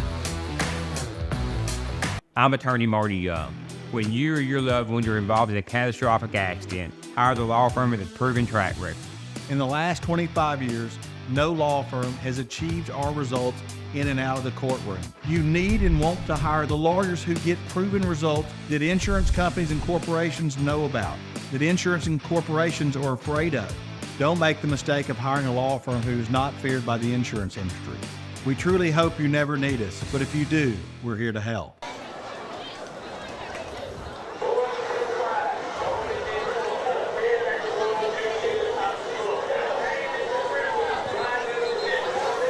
All righty, welcome back. We'll come back for the start of the fourth quarter. Lobos trailing by a score of 14-10. Homecoming. We get a week off next week. District opens in 2 weeks right back here. We've got a 4-week window of never having to leave Longview, and they matter big time in 2 weeks when Rockwall comes in. Well, you got to take care of business tonight here. Make yourself feel good going into the bye week, trying to get a win. Brantley picks up the first down to the 46-yard line. And they'll hang on to the football. And first down there by the big quarterback. He kind of took that third quarter off. He didn't have to do too much. You gotta expect him. He's gonna try to put this game in his hands if he has to. Key drive here for the Lobos. Already down by 4. Need to get a stop here. Give your offense a chance to go retake the lead. On first down, they go back to that dive with the fullback. This time just a yard. Lobos play that much better that time. This Ruston team has been feeding the fullback a lot. Didn't have a carry at all in that first half. Has a handful now. This team, they're just trying to run and get as much as they can and try to keep control of this clock. Second down, about 8, 2-yard gain on that play. They've been, as you said, probing that middle of the Lobo defense. Again, Longview's so short of defensive linemen this week, it's almost unfair. Brantley going to keep it himself, got a hole, barrels over a defender, and then got popped on the 40-yard line, falling forward to the 38, where it's going to bring up third down and 3. I thought that was a ball that had popped loose because, man, I just knew that was a big play there. That was a helmet. My goodness. I hope there wasn't a head in it. No, for sure. The way that head was just rolling around. Tell you what, 16. That's Jalen Taylor came up and made that hit. Man, I thought that was the ball. I wish it was. Third down and 3. Quarterback helmet came off too. 4 down tear. This time Ruston moved. Left guard for Ruston flinched a bit. But you do a favor though. Now that you may get the quarterback, giving him a chance to come back out here now. Yeah, Cameron Vincent moves first. And he does. The quarterback is coming back out. Now they had brought in the backup. That's Sam Hartwell, who sophomore played last week in the win over Cabot, and actually played very well. He's still in too. Oh, they're going to leave him in there. That hit may have been big enough. That Brantley's still. Well, his helmet came off too, so. Well, and do they count the penalty as an official play? Yeah, I don't think they did. And they probably didn't. But I see Jalen Taylor is back in the game for us. Right. All right, back to pass. Hartwell looking middle, got hit as he let go, and boy, that thing airmailed 10 yards higher than the intended target. But boy, I tell you what, Lobos got in there fast, and Hartwell ended up having to pay for that pass attempt. Excellent blitz call there, knowing that you got a backup quarterback in the game on the third down here. Did a good job of getting pressure to him. The ball was sailed high and it was overthrown, bringing up fourth down as we have an injury timeout right now. I didn't see who got in there. We're going to get on a replay, see if we can figure out who came flying in there. Boy, they got a good hit, but our camera lost him just as the contact was made. Excellent job there, getting in and breaking free of that block. So with 10:42 to play in the ball game, we got an injured Ruston lineman down on the field.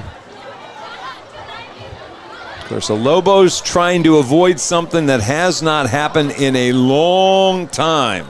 I don't want to talk about it, but we're in that place now where back-to-back losses has not happened since 2010. Well, that was what we needed. That stop there. Yeah. That was a big monumental stop to go. It's a pivotal stop in the second half, in this fourth quarter, to hopefully give this offense the ball back. Let us go down and do something with it. Hopefully get a touchdown to put us back get us back on top here to where we can really play fast and physical with a lot of momentum and get this crowd something to cheer about. Ja'Kalen Blackman is the injured Bearcat, but he's walking out under his own power. I'm going to go one more stat for you. We don't hopefully want to talk about this anymore tonight. Last time the Lobos lost 2 straight home games, you were a young pup back in 2000. Yeah. That team went 3-7. They lost 3 in a row. Week 4, 7, and 10 to Ruston, Tyler Lee, and Lufkin. Young kid coming into high school at that time. It wasn't a lot of winning going on my first year. That's how far back you got to go for 2 straight home losses. We don't want to do that conversation. Not at all. This team is better than that. Has never happened under John King. 4th down and 8. Quick kick here, maybe. Brantley quick kicked out of here before. He's going to do the same thing this time. Line drive. Lobos, we're hoping it's going to get to the end zone. It's not. It's going to come down to about the 1-yard line. Jeez. Hey, we have a 97-yard drive on our hands earlier with a touchdown. Let's do it again, but let's do it from 99 this time. Well, that's going to be the order. Yeah. You got to go the whole length of the field. No better time than right now. Love to get us a good play to start this drive off and give us a little bit to get us out of our own end zone to make us feel a little bit better. 10:32 left to play. Yeah, we cannot go backwards right now. No, there is no backward. No, hey, one thing too, eliminate the penalties right here. Well, you don't have much room to get penalized either. So even if you get a false start, you're not going back far. Can't get a holding call at all here. Not in the end zone, or it's a safety. Yes, First down, handoff, Boosie trying to go wide. 10, 15, out of bounds outside the 20. They're going to mark him down at the 23-yard line as he goes into the Ruston bench. But he picks up 22-21 on the first play of the drive. So just like we called it, we wanted to get a good play to start this drive off and get us some room here. And just like that, we reeled off a 21-yard pickup there by Boosie. Excellent job. It's 11 carries, 53 yards. They've contained him so far tonight. First down, 22-yard line. 10.5 to play. Rose stumbling, gets the handoff there. Maybe a yard, 2nd and 9 coming up. Minimal gain there, but luckily we was able to get the handoff and get what we could for a gain of yard.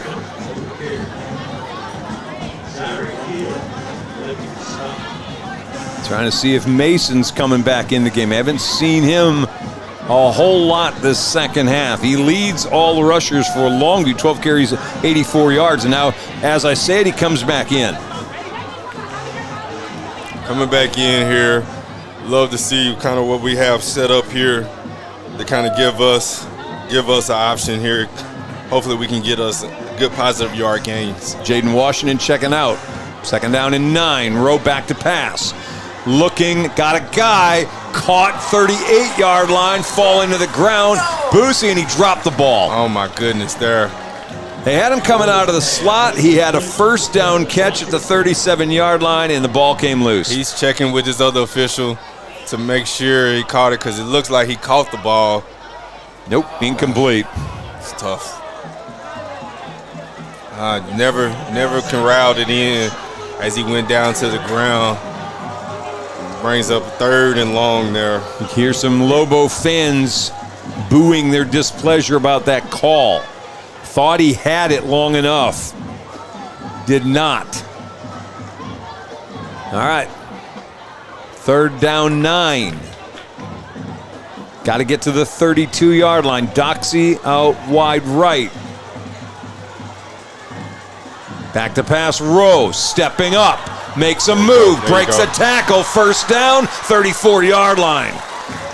Heck of a job there, converting on the 3rd and long to bring up our 2nd 1st down on this drive.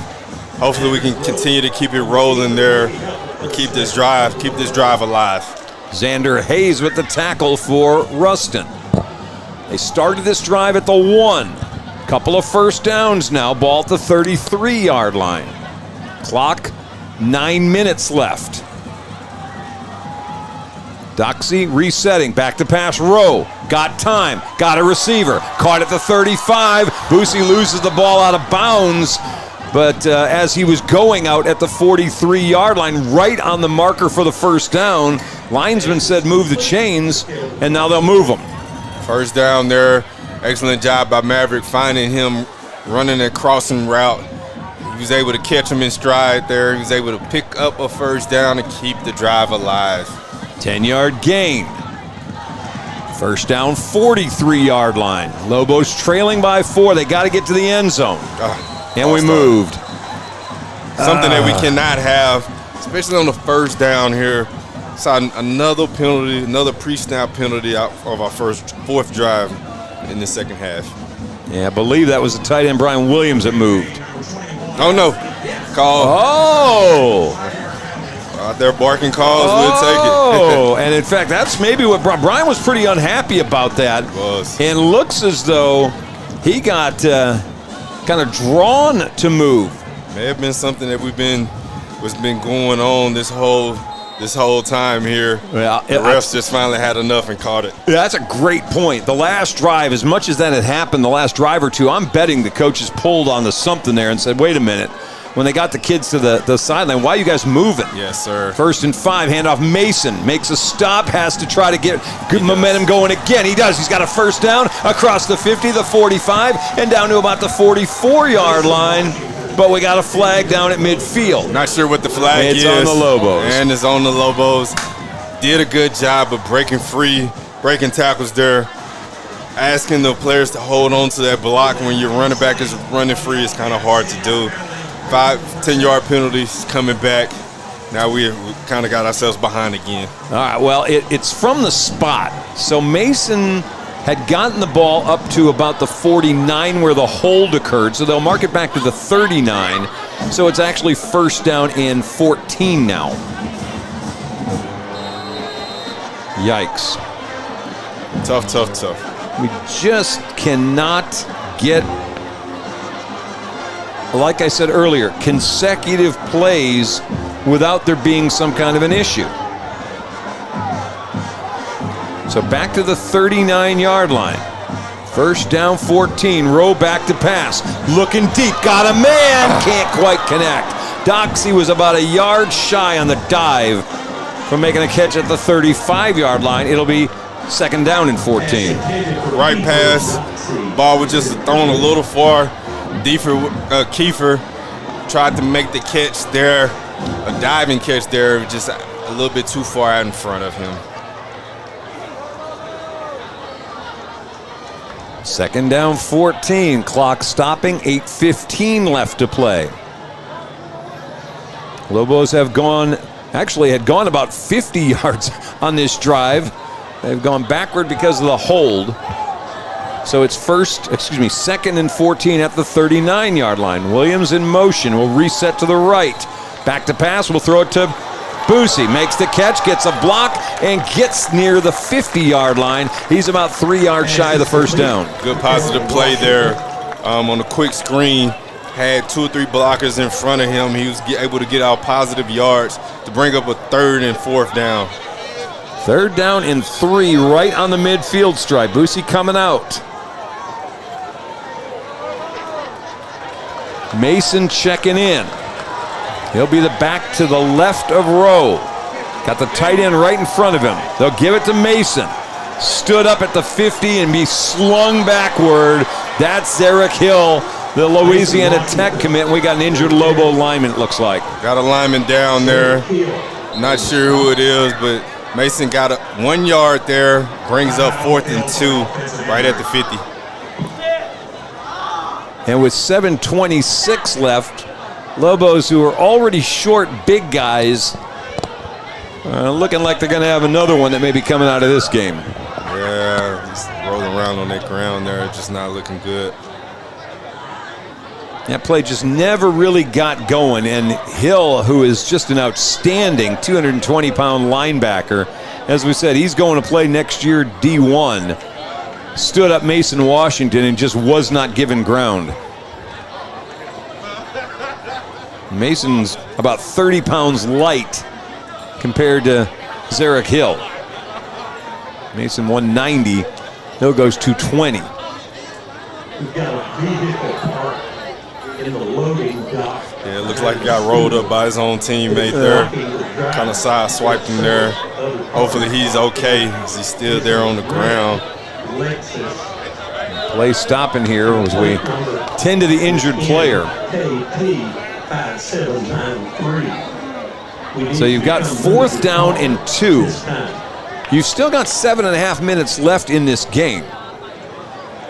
Still a lot of ball left to play. So you got a decision if you are John King.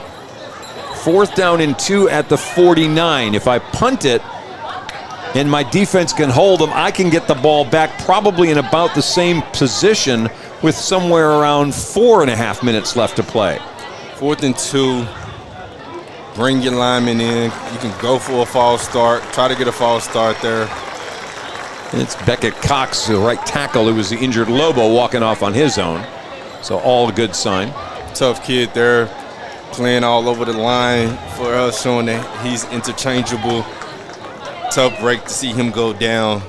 As we're, like we said earlier, we're thin in the offense and defensive line position right now. Tell you what, Texas High up in Texarkana was trailing Fayetteville 38-19 at halftime. They're up 47-41 now. Wow, my goodness. Made quite the run. Big time run. We're offense is out there. Yep, they're going for it.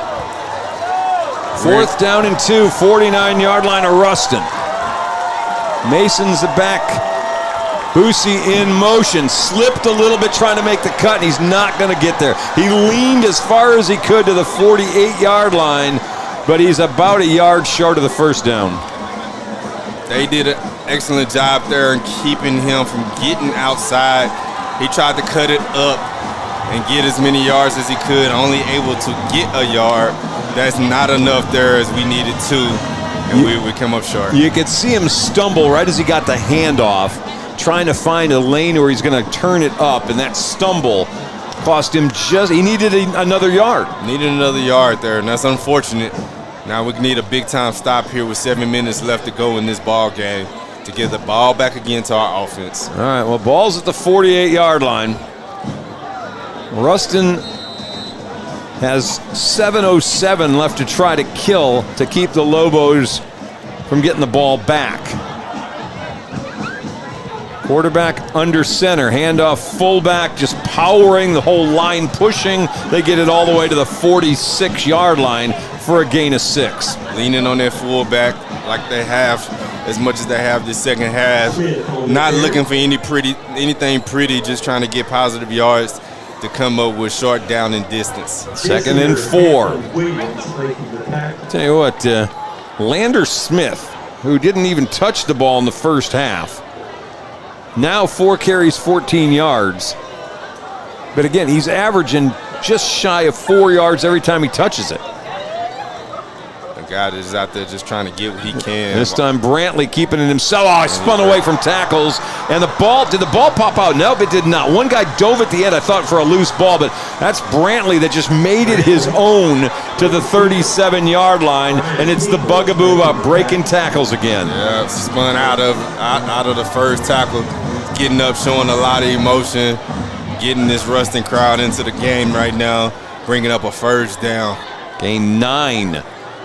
Had contact at the point of attack and got out of it anyway. He is no puppy. He is 6'5", 210. So he is not a little quarterback. Lobo's having to hurry a guy off the field. First and 10, 37-yard line. Brantley again forward to the 33-yard line, gain of 4 more. This Ruston team is just running the ball, running clock, running time off. They're not in any rush to run the ball or run a play.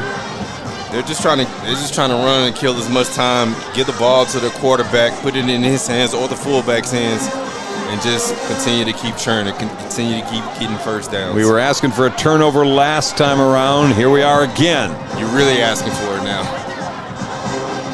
There's still plenty of time. You get inside that 4-minute mark, you start getting a little bit dicey. There's 5:07 at the moment. Brantley again looking for a lane, and he's going to dive himself very close to the first down. Now, actually got him down at the 31-yard line. Knee went down early, so he's still 4 yards shy of the first down. Here you are, you're in a good third down situation here. You definitely need to stop here to prevent a first down. Make this Ruston team give the ball. It looks like hopefully you can keep them from gaining many yards, to keep them out of field goal range. This is a tough task if they have to kick it from here. Lobos need some size. They get Devion Jackson out, Jaden Jackson back in. It's a gain of about 50 pounds on the D-line. And the Lobos moved. Free play again. They're going to air one up deep for Parker. He makes a catch at the 7-yard line with Bubba White going for the ball. And it's going to be a first down and goal. Mute point there with trying to jump off sides. Free play. Number 2 goes up and catches the ball. Brings up a first and goal right outside the 5-yard line. You know, when you know you got a free play, you can basically do whatever you want. And every time they've had that opportunity with offsides, they're just sending receivers, go make a fly route. We're going to air one up there. If we don't get it, we don't get it. We got the 5 yards anyway. Timeout Longview first one. 4:13 left to play. Timeout from Longview. And we'll take a break. We're coming right back. Trailing by 4 here on Game Day.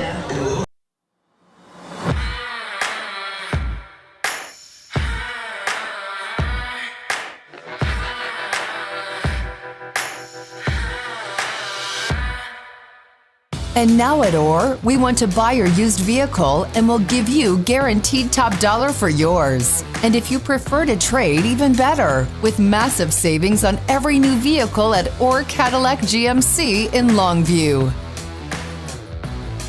House party? We got you covered. Office meeting? Come on, treat them right. Game day? You know we're here for it. Get your taco, nacho, or fajita bar today. Only at Juicy's Taco. All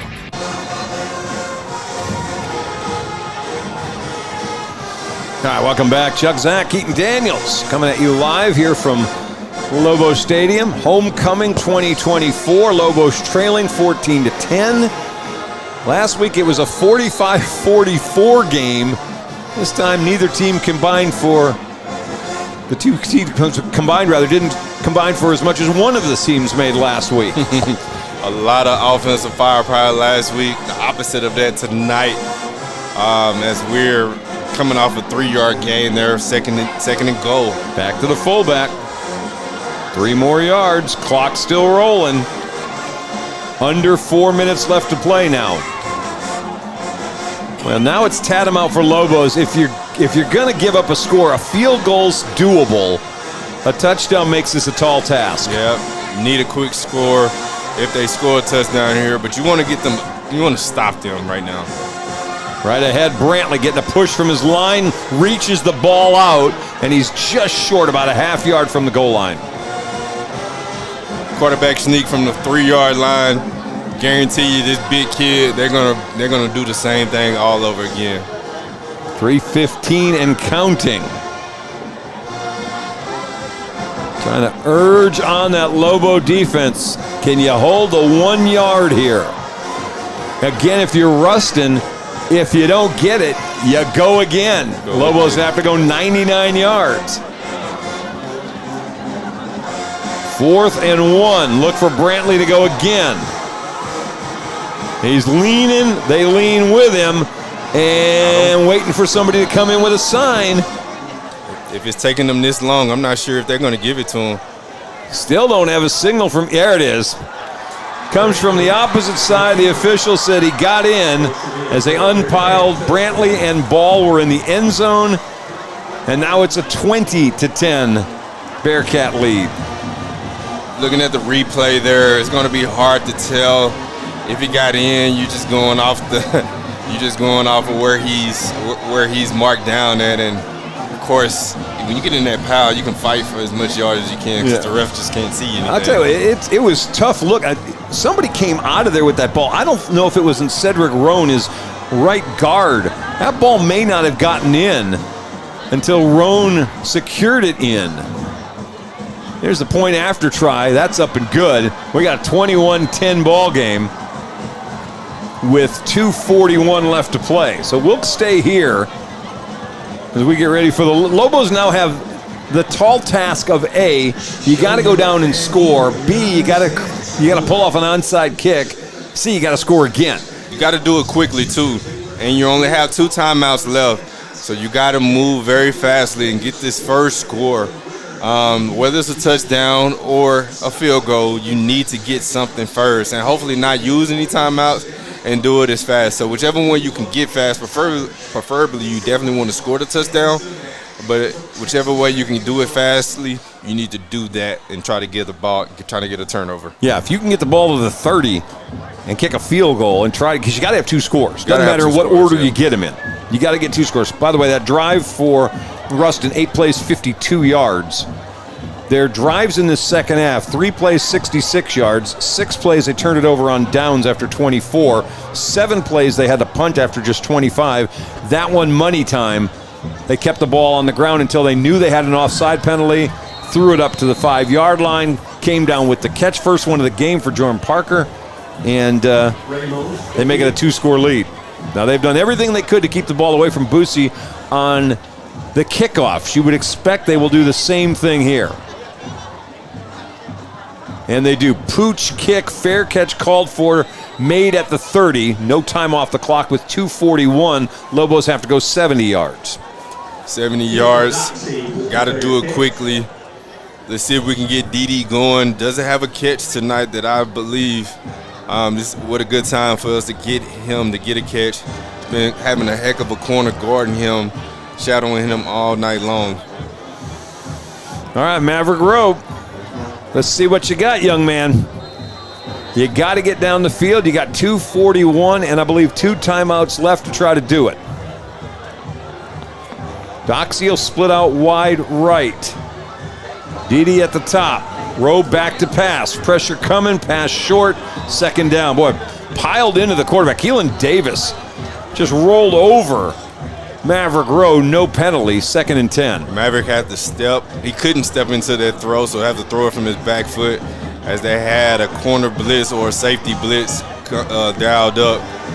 Called it right on time there, and Maverick couldn't get the throw off. 7 of 16, 72 yards and 2 picks today for Maverick, who we bragged on starting the broadcast. He was 16 of his last 18. Tonight, 7 out of 16. 2nd down and 10, 2:36 left. Rowe back to pass, got time. Pass, ooh, there should have been interference there. Where's the flag? No flag. There's a flag. Came from the other side of the field on Xander Hayes, who ran through the intended target. 15-yard flag. Well, no, maybe a spot foul, but nonetheless, it's a 1st down. Officials looking at each other. They'll pick up, they'll call it pass interference, so they'll get to 15 yards. No, they're going to put it, just the 3? Yeah. Yep, to the 33-yard line. Since it was inside the 15 yards, here comes a spot foul. All right, well, you get a first down again. 1st and 10 here. Looks like I think some of your receivers are a little gassed, so some of them are taking this breather, taking a play off here. All right, first down at the 33. Row back, blitz coming, steps up, trying to run away from defenders. Will cross the 35 to the 37-yard line. Number 90 is Rakeem Potts, who makes the tackle, but after a gain of 5. Need to start getting in the hurry-up mode here, as the clock is not our friend right now. Got about 2:10 left to go in this ball game. You need to score quickly here. You need to hurry up. 2nd down and 6 from the 37. Well, they need a chunk play. They just haven't gotten many today. They'll go little bubble tunnel screen. That's Boosie to the 49-yard line. That's enough for the first down as they pick up a dozen. He looks like he's down right now. He's hurt. He took a big hit there. Looks like I don't know what happened. Clock stops, 1:51 left to play. He's okay. Just shaking up a little bit. He's been hobbling this whole second half. He took a big hit there. Yep. And he doesn't even let the trainers get to him. He hops up and jogs off on his own. He kind of got crunched there at the end of that and bent a little funny. Yeah, that's a tough hit that he took, but he's a tough kid. He's going to shake it off as the trainers are looking at him real quick on the sideline. All right, King gets the play into Maverick.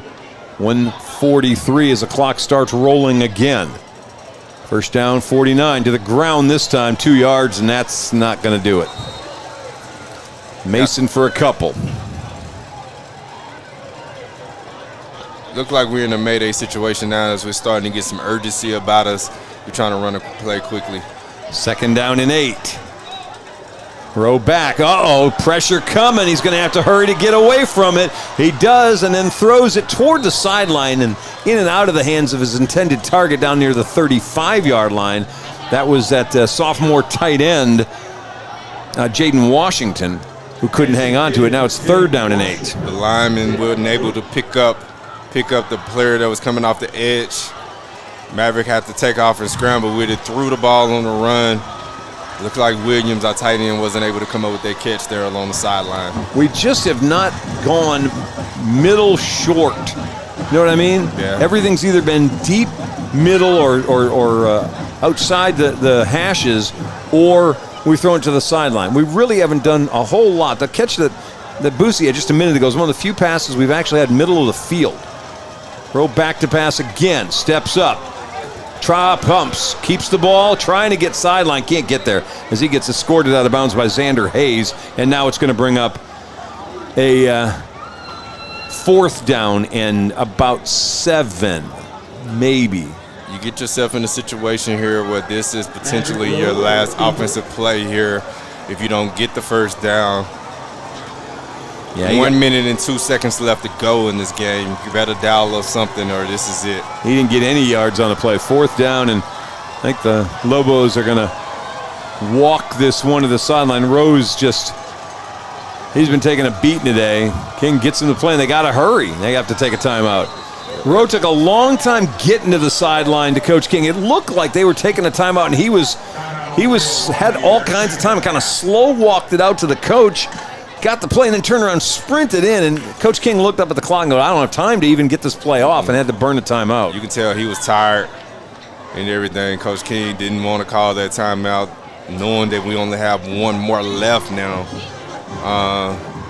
Maverick was just gassed right there. He looked like the war-wounded walking home from the Civil War. Yes, sir. And then all of a sudden got the plane, turned around, sprinted, but by that point in time, it was too late. Absolutely. There he was. That was not a recipe for success right there. He was tired and trying to sprint there and call the play there. That was just. Yeah, Coach King historically likes his quarterbacks coming to him to give him the play. Last couple of years, things have He's been signaling plays in a lot more. But occasionally at times, especially this year, they've been having to run back to him. Yeah, Rowe's been he's putting in a lot of miles. Yes, he's going to the sideline and then coming back out, and going to the sideline and going back into the huddle. I mean, it's a lot of movement for the quarterback, but when you're really getting to start for the first time, coach wants to make sure you've got the play. But it does set up, and we saw it last week for a few times when we had delay, and tonight's really the first time when we saw that same thing rear its head. Absolutely right there. That's one of the things that you run the risk of, and it hasn't gone our way tonight because of that. All right, well, Lobos, who were down 6 defensive linemen, probably only 5. I think Tristan Williams got a chance to play.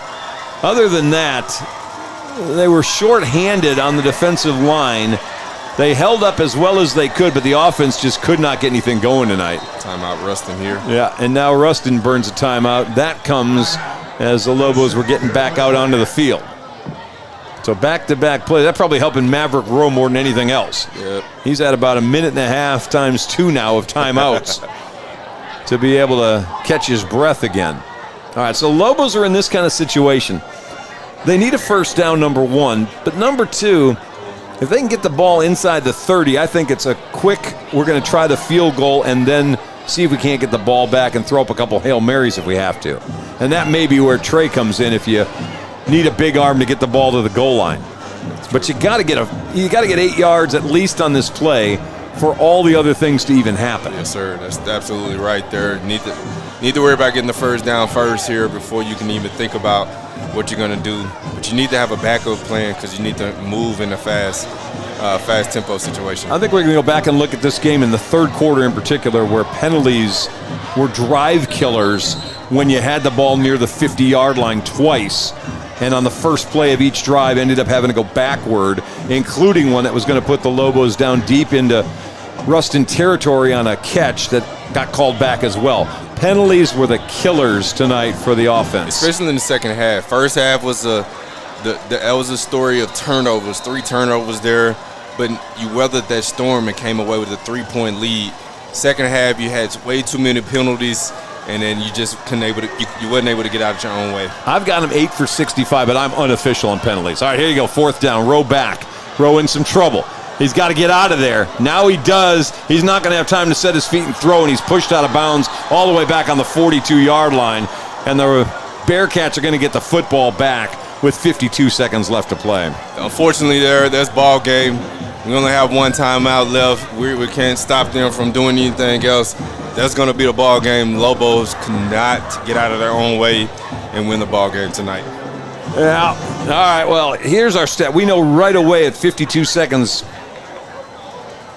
they're going to run a couple of kneel downs, and that'll do it. Here's how the things look statistically. Ruston had 14 first downs. The Lobos had 18. Maverick was 8 of 19 throwing the football for 84 yards, 2 interceptions, and a touchdown. Lobos ran 35 times for 150 yards. The Bearcats, 40 carries, 210 yards on the ground. They were 5 of 9 throwing the football for 53 yards. They had no turnovers tonight, did Ruston. The Lobos with 2 interceptions and 1 lost fumble. All that came in the first half. Lobos were 4 of 9 on third downs. Bearcats were 5 of 13 on third down attempts. Leading the way tonight, Mason had 14 carries, 87 yards. Boosie, 13 for 55. On the other side, 95 yards, 9 carries for Jordan Hayes. Josh Brantley, 15 carries, 75 yards. Dylon Brooks had 9 for 35. Lander Smith, 5 for 17. Brantley, 5 of 8, 53 yards and a touchdown. Again, Rowe was 8 of 18 for 84 yards, 1 touchdown, 2 interceptions. Kelvin Washington, 5 catches for 46. Your nephew, Cummins, 1 for 32, first catch of the year. Jaden Washington got the lone Lobo touchdown on a 6-yard reception. Jordan Parker, 1 for 25. Ahmad Hudson had 2 catches, 21 yards, and 1 touchdown. Lobos fall to 2-2, and as we said, we had to dig back into the history book to get these. Last time the Lobos have lost 2 straight games was 2010. They actually lost 3 in a row, weeks 2, 3, and 4 to John Tyler, Allen, and Lufkin, team that was 10-5 that year. Last time they've lost 2 games in a row at home, 2000 where the 3-7 Lobo team lost to Ruston, Tyler Lee, and then actually a third game in a row to Lufkin, weeks 4, 7, and 10 here at Longview. All right, 21-10 the final score. That's going to wrap things up. Keaton Daniels, any last words? What are you doing on this week off, by the way? Man, I'm going to probably try to get away from football because every single weekend is football. Got to have a little family time. Man, it's tough, especially going out and losing. You gotta hold these losses for another 2 weeks. Yep. But the real season starts the next time we play again, and we get the chance to do it again in front of our home fans as we start district play. So looking to avenge ourselves from this one. You get a chance to hopefully get your players healthy coming back into the district play. Hopefully we can start out with the win and get ourselves something to feel good about. And again, last 2 weeks, no patsies. South Oak Cliff, 5A, back-to-back champions, and then the loser in the championship game last year, Ruston, the Louisiana state champion, and in the game 2 years in a row. They were not two slouches. Lobos lose those two by a combined 12 points. They got Rockwall in 2 weeks to open district. These don't matter. Those matter when we start on 2 weeks from tonight. Absolutely right. You don't have to hang your head on these losses because you lost to two defending state champion, or two state perennial teams in their own respective states. Both team plays hard. You had yourself a situation. You had yourself in both games to be able to come out both with wins. You get a chance to be able to correct your mistakes and learn from it going into district play with a tough Rockwall team that took a big loss last night. You get a chance to practice, get yourself going again in practice, feel good about yourself, and hopefully come out with a 1-0 in district. All right, 21-10 the final. For Keaton Daniels, Frank Sides, and our entire crew, we appreciate you tuning in tonight. Enjoy the week off. We're back with you in 2 weeks from tonight. Rockwall coming here to Lobo. We'll